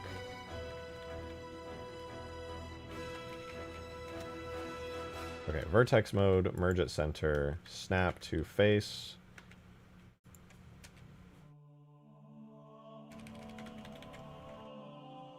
Bro.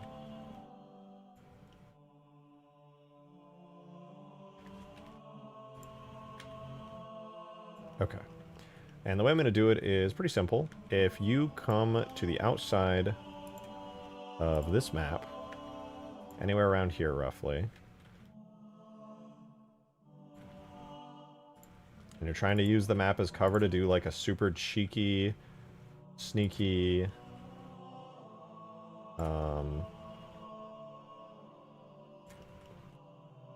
flag cap type deal, you will die.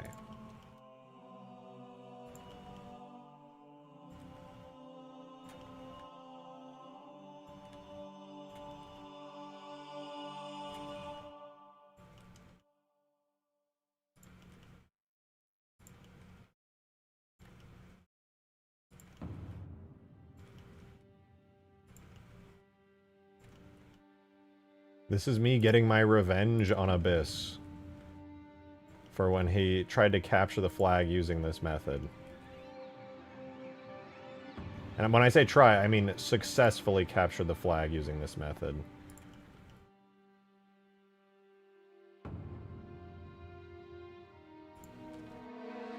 Made me freaking mad, dude. He was cheating.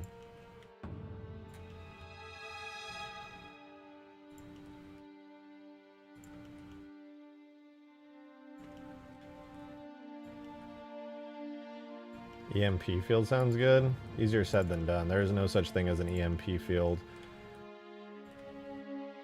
If I wanted to make anything EMP, it would be in a perfect sphere with a particular radius.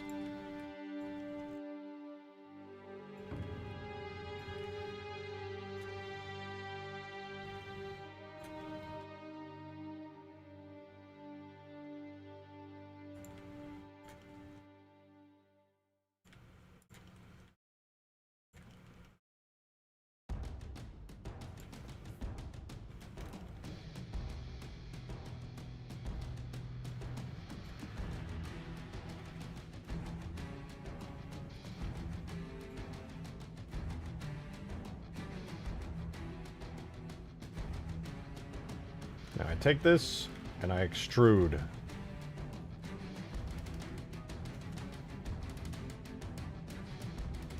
Oops. I extrude. I'm gonna get this cool, funky looking shape. I'm just gonna drag everything here straight down. Like so. And this becomes a gigantic kill barrier, essentially. So if you're feeling like you're going to be sneaky, this whole thing is going to make you not so sneaky. This is now a gigantic soft kill barrier. In fact, if I'm smart, I would extrude this. I hate to say it, but this is the most effective way to handle this.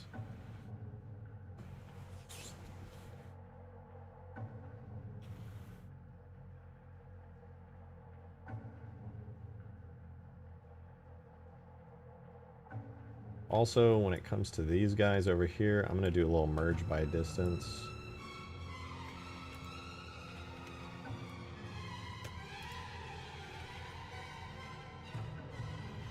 Oh, never mind. I guess I can't do that.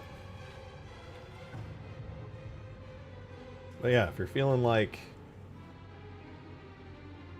So no flying around outside the cliffs. No, you can fly around outside the cliffs. Actually, delete this. Like that.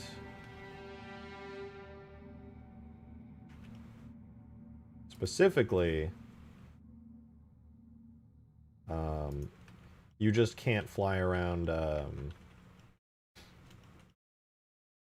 below the cliffs.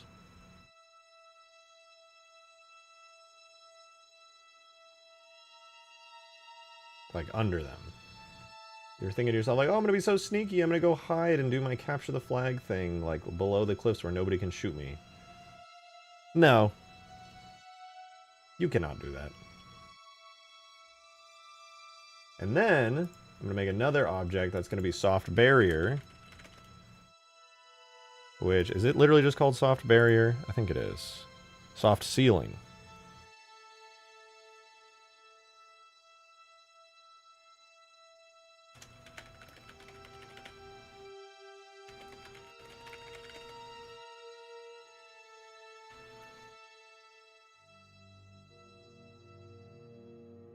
Alright, so here is the start of our soft ceiling. I'm going to hide the barrier, the kill barrier for a second. So I basically just want to make an enormous barrier that prevents players from like going outside the map, essentially. So like if you want to go outside the map, that's fine. But I'm going to prevent you from going anywhere ridiculous. So like a soft barrier like this, that's going to prevent you from flying too far away from anything, I think is the move.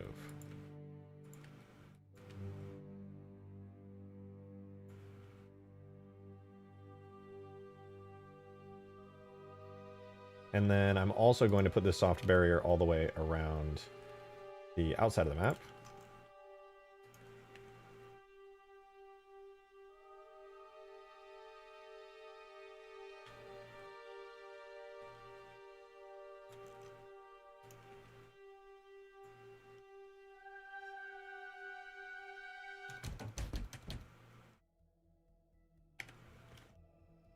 This is definitely long overdue as well.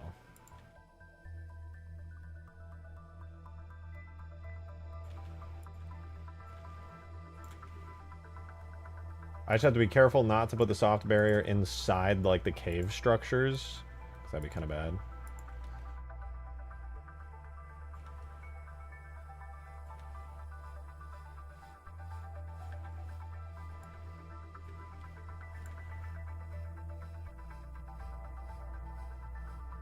So for most of the areas I'm tracing, I just want to make sure that players cannot,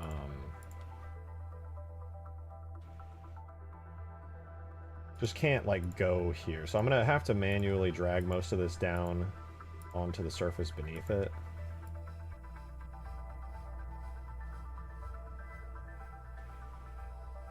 Which is actually easy. I think I found a good solution for doing that.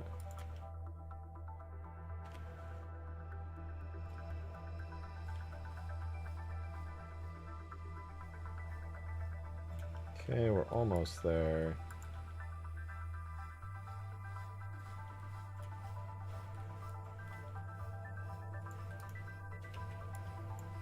So now we have this big contiguous barrier, and I'm pretty sure what I can do is just do snap to nearest and then just extrude down Z. No, it doesn't seem it wants to work that way.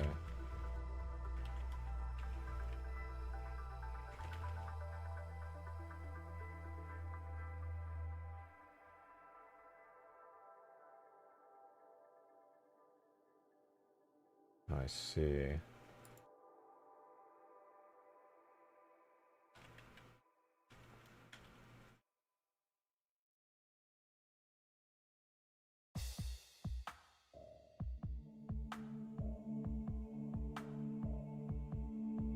How about this then? I'll turn that snapping off.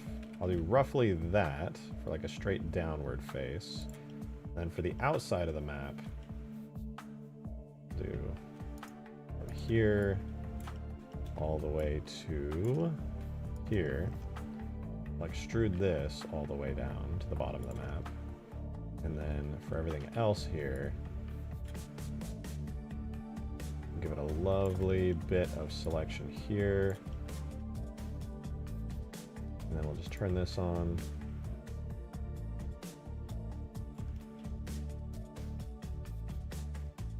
And that'll kind of snap it into place. Maybe if I scale it outwards a bit.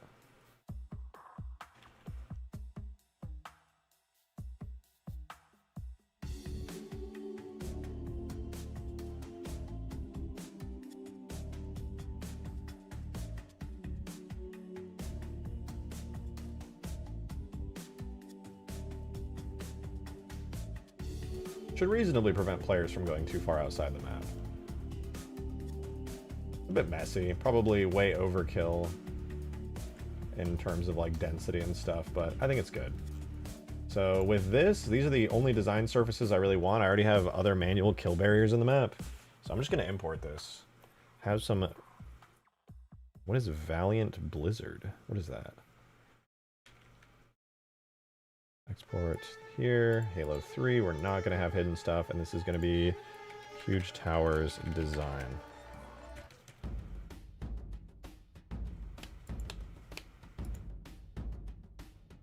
Alright, data levels multi, Huge Towers. I'm going to do structure design. Grab my Huge Tower map.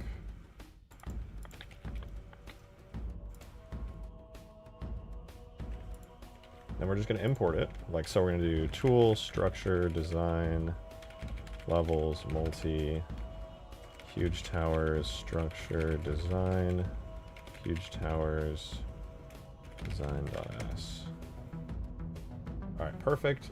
Now all we got to do is hit up the level file and tell it that, yeah, that's a real design structure and that we care about it. Let's go levels, multi, huge towers, scenario.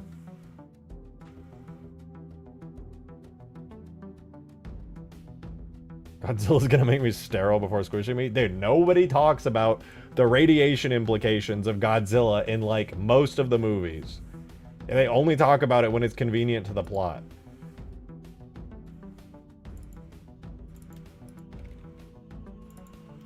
Other than that, nobody's like, oh yeah, you know that Godzilla's our friend, he's gonna save us. Irradiates an entire city.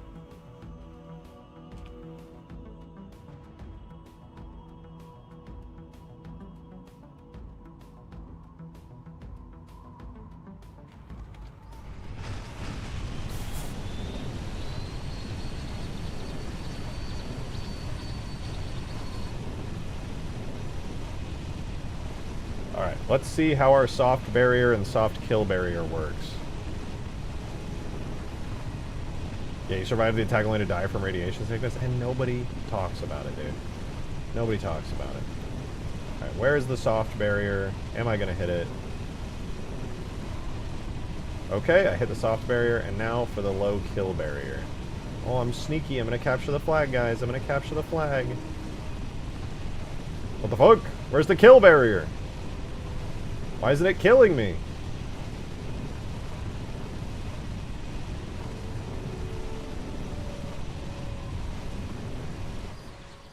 Oh. Oh, did I had it disabled, that's why. Hold on, hold on. I will die instantaneously here once I import the kill barrier as well.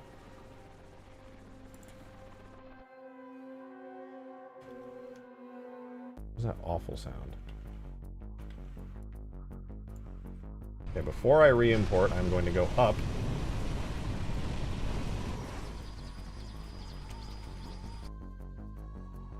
Okay, the map has reset. God damn it.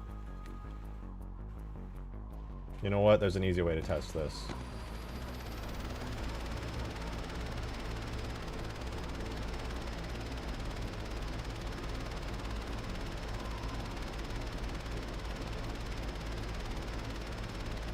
I wish to experience freedom.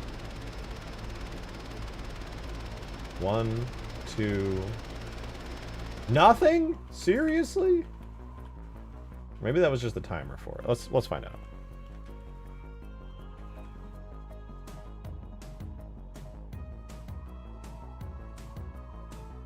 The wind thing? Have wind just slam into us? That's honestly not even a bad idea. Okay, so there is an invisible barrier now, so let's go slam into that real quick. Can't go past it. Oh! I fucking died, dude. It worked. Maybe I should lower it. Maybe I should allow people to go behind this wall, but if you go down any lower here, it's like insta-death. Because going behind the wall kind of feels a little cheap. But like this is needed, right? Oh, I'm so sneaky. I just thought of a great strategy to hide the entire way from my flag cap. Nobody's gonna get me.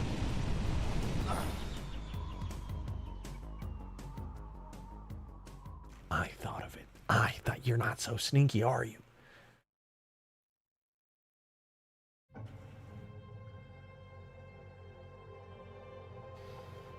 Maybe just have the barrier appear like a strong wind that you can't get past. I mean, I could put an invisible barrier there, but then it's like... I don't know. It's kind of lame.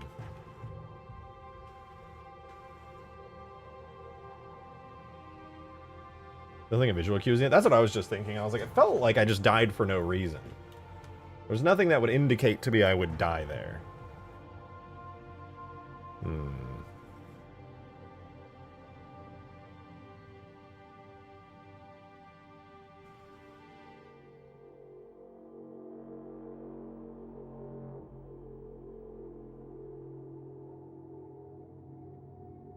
Subtle mist. Maybe. I'm not sure if I can really make the fog work like that. I mean, I theoretically could, but it's just a whole process.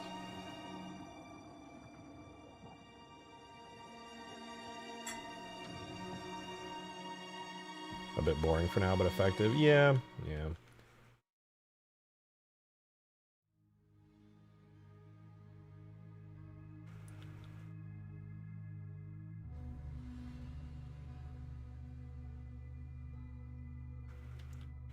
Not in love with it, but it works.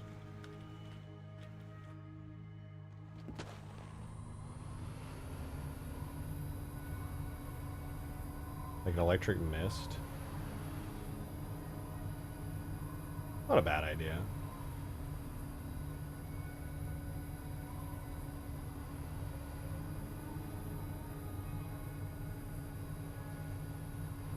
I'm sneaky, I'm sneaky. They're never gonna see this coming.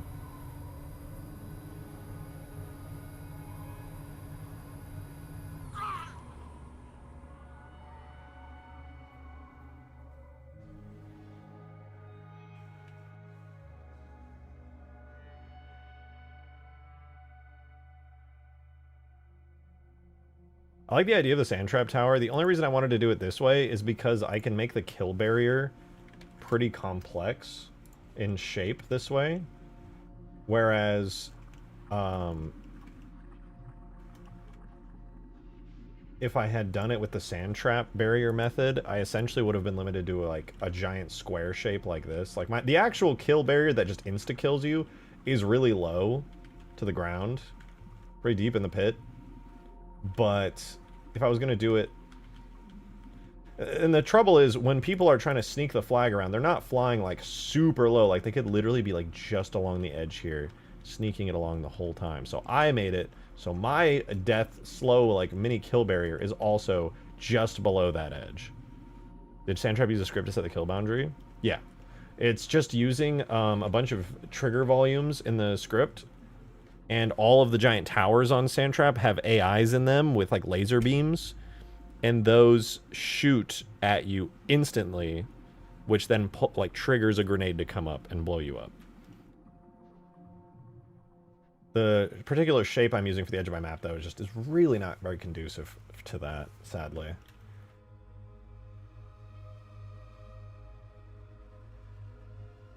The Da Vinci. Yeah, the Da Vinci eggs outside Sandtrap are actually the dummy vehicles that shoot the laser beams. There's an AI inside every one of those little Easter eggs on Sandtrap on the towers, and those Easter eggs are actually just bare bones vehicle models. Sandtrap turrets, let's do turrets with AA rounds. Yep, like these bad boys right here. They look good. I like them. Fortunately, it's not red team colored yet. I want to make them red team colored. These things are so satisfying though, dude. I actually love it so much. Delete these guys over here. Goodbye. I always forget to delete those little things that I place around. But yeah, now... Oh, I also gotta delete this gaming chair. Can't have that lying around. Is that about team colored spires? I have, and then the next thought in my head is, oh my god, there's so many materials. Holy fuck, no thanks. So instead they just have red and blue.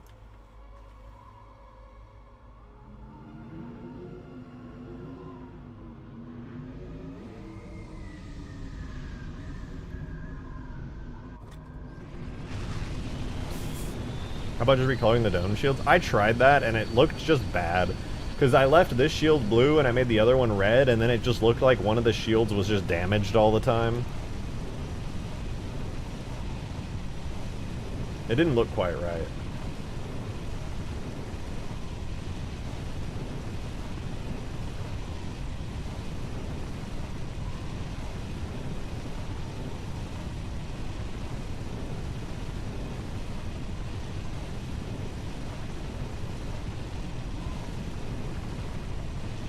Going in, I'm so sneaky, they'll never see me coming.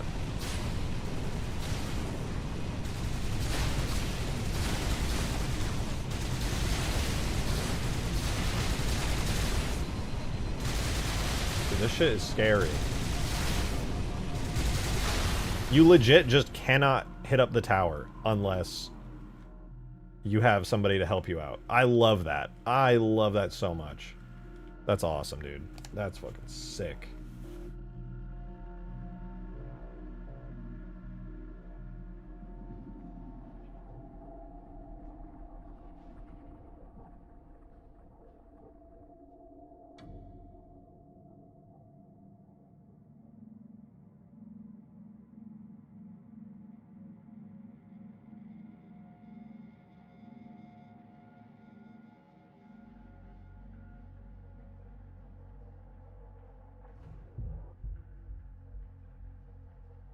Can I put anything in the base of the spire? Not right now, no. Making teams take the elevator up if they're trying the lone wolf approach? Yeah. I need to make sure, though, that the turrets can't see me if I'm like on the ground. Speaking of which, I gotta reset these turrets really quickly because they have the default properties that the Halo 3 Shade turret has, which still has its Xbox 360 optimizations, which, to make a long story short, means you can't see it. If it's far away, it disappears. And that sucks. It disappears after... What?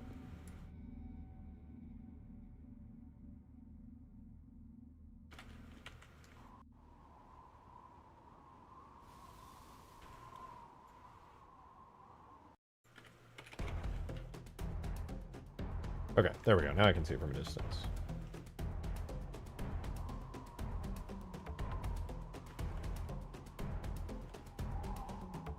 So I'm just gonna walk up while just wildly firing my gun and see if it sees me.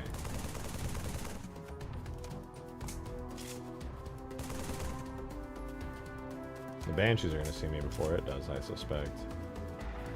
Oh shit, it actually does see me.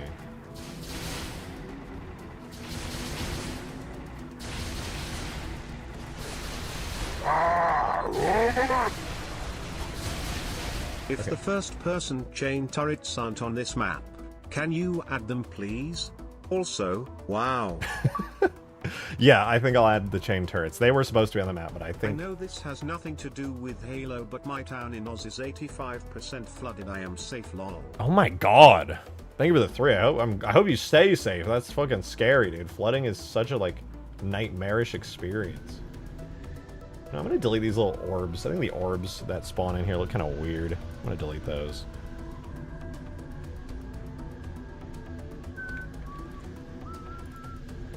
Such a small effect, but if I don't go out of my way to delete it right now, it's gonna be there forever.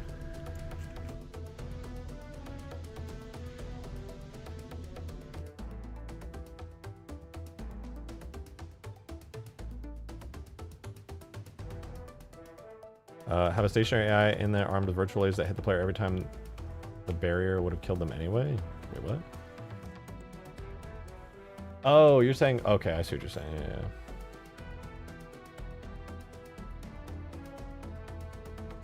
Yeah. Objects... Sorry, I gotta do this before I forget. I'm gonna get too distracted. Multi, huge towers, base marker, FX... Thank you for the 5, Mateus. Wow. Wow. Wow. Wow. Wow. Wow. Wow. Wow. When do flom and stuff? Share Ga. emoji. Share emoji. Share emoji. Share emoji. I don't know. Soon, I hope. It'll be fun to do flamethrower stuff. Just absolutely torch people. Give the flamethrower like some crazy ass range on it. Make it like this just absolute destructive force of nature. But then nerf the fuck out of it so it's not as unbelievably overpowered as the default Halo 3 flamethrower.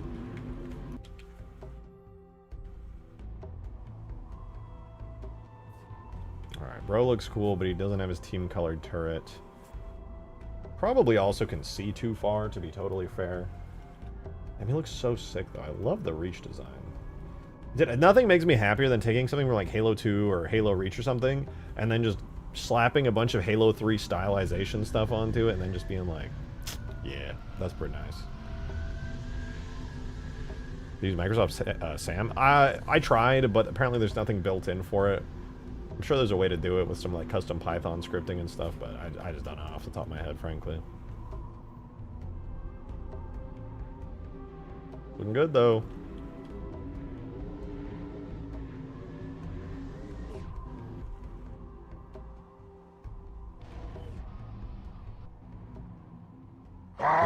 Right? I love that. I love the Lich so much. Thank you for the 5 kilo 2 cell. Worked on something and think, wow, I spent way too long on that one part.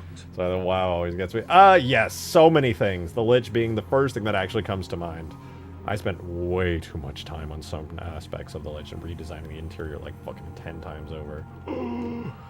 It's pain. It's pain. It's pain.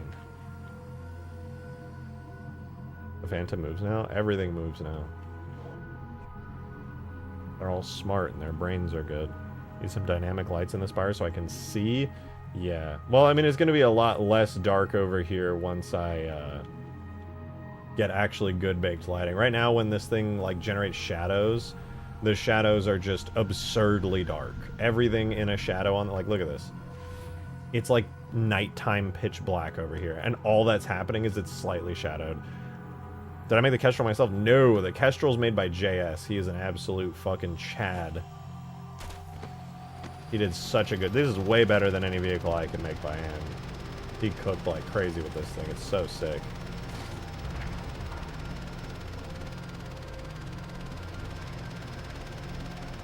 Need the Covey light staffs? I do plan on adding lights and things around the map, like the Covey light staffs, but like ideally some Halo 3 variations of it. What's that? This is the Kestrel made by JS. It's essentially a human ghost. They were a 343 creation in like Halo Spartan Assault.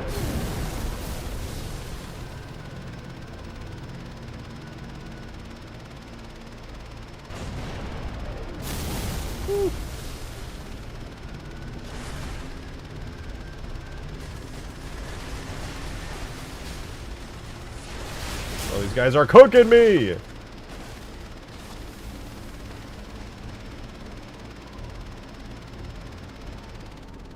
Dude, look at the Phantom's scuffed collision model. I gotta rework that, man. The Phantom is so buggy.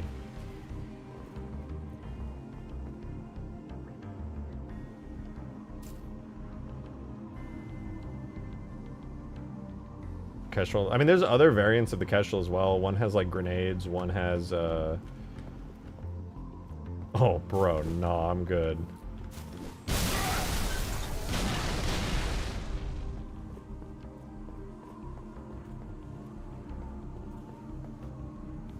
So, he can't even see me. He doesn't even know I'm in here.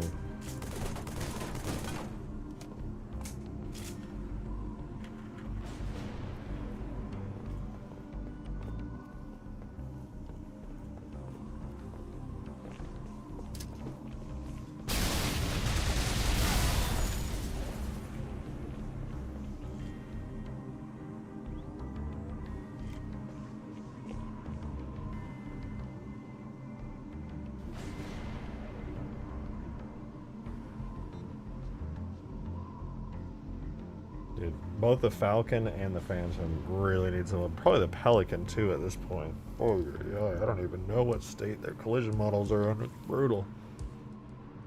Suppose I gotta go in and see what the rider damage taking crap on it is like. Oh, I don't have any nades. Why won't you die?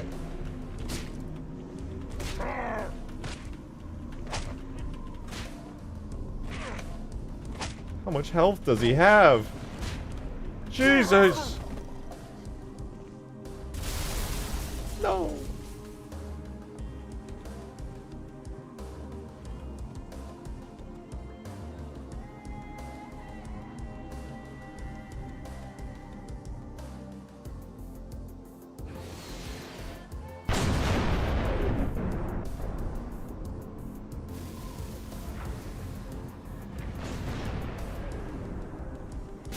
Damn!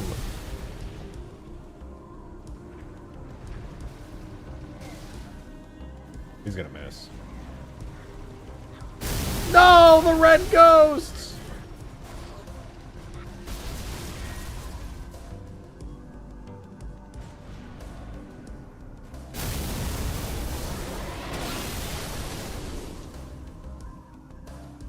Now this next one gets him.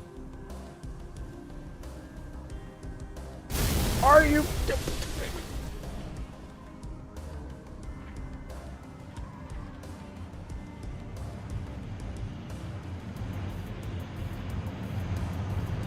Can we explain why this thing is moving fucking backwards? Did I fuck my scripts up?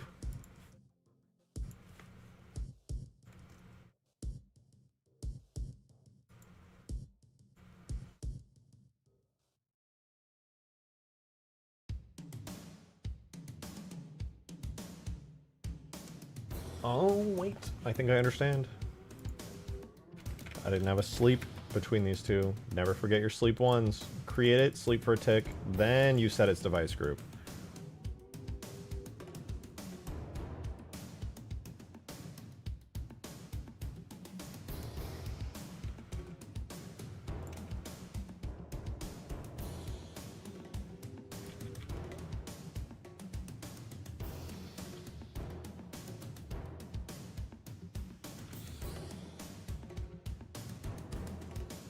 I see.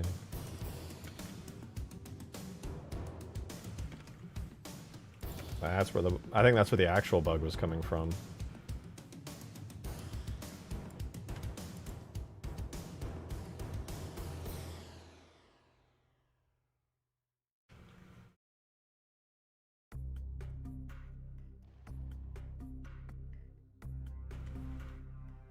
Alright, let's see. Game speed 10. Let's trigger it to spawn in again and see if it works. We wait 3 to 8 minutes, or whatever that is divided by 10.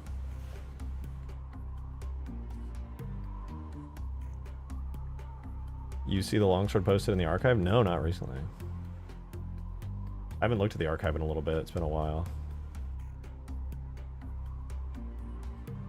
Going to bed? That's about to be me soon. Have a good one, though, Dan. Appreciate you tuning in, man.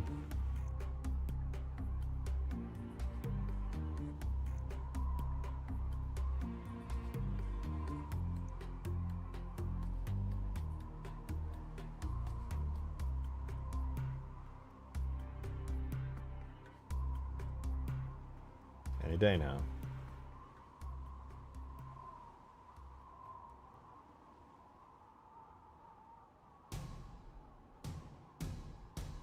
Any day now. Yeah, it's sure to appear, guys. I'm certain of it.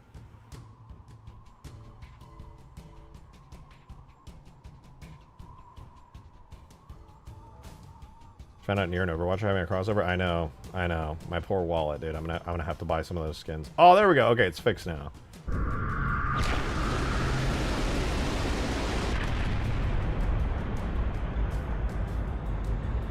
Still need to make that effect do damage and also have a really cool screen shake as it flies in. I know what you are. You don't know nothing, alright? You don't know nothing. Alright, that said, I'm gonna head out, guys. It is well past my time here. We're at like almost 5 hours, and I want to continue working on this tomorrow. Tomorrow, we're not only going to get these guys squared away with proper red and blue stuff, we're also going to do the big turret.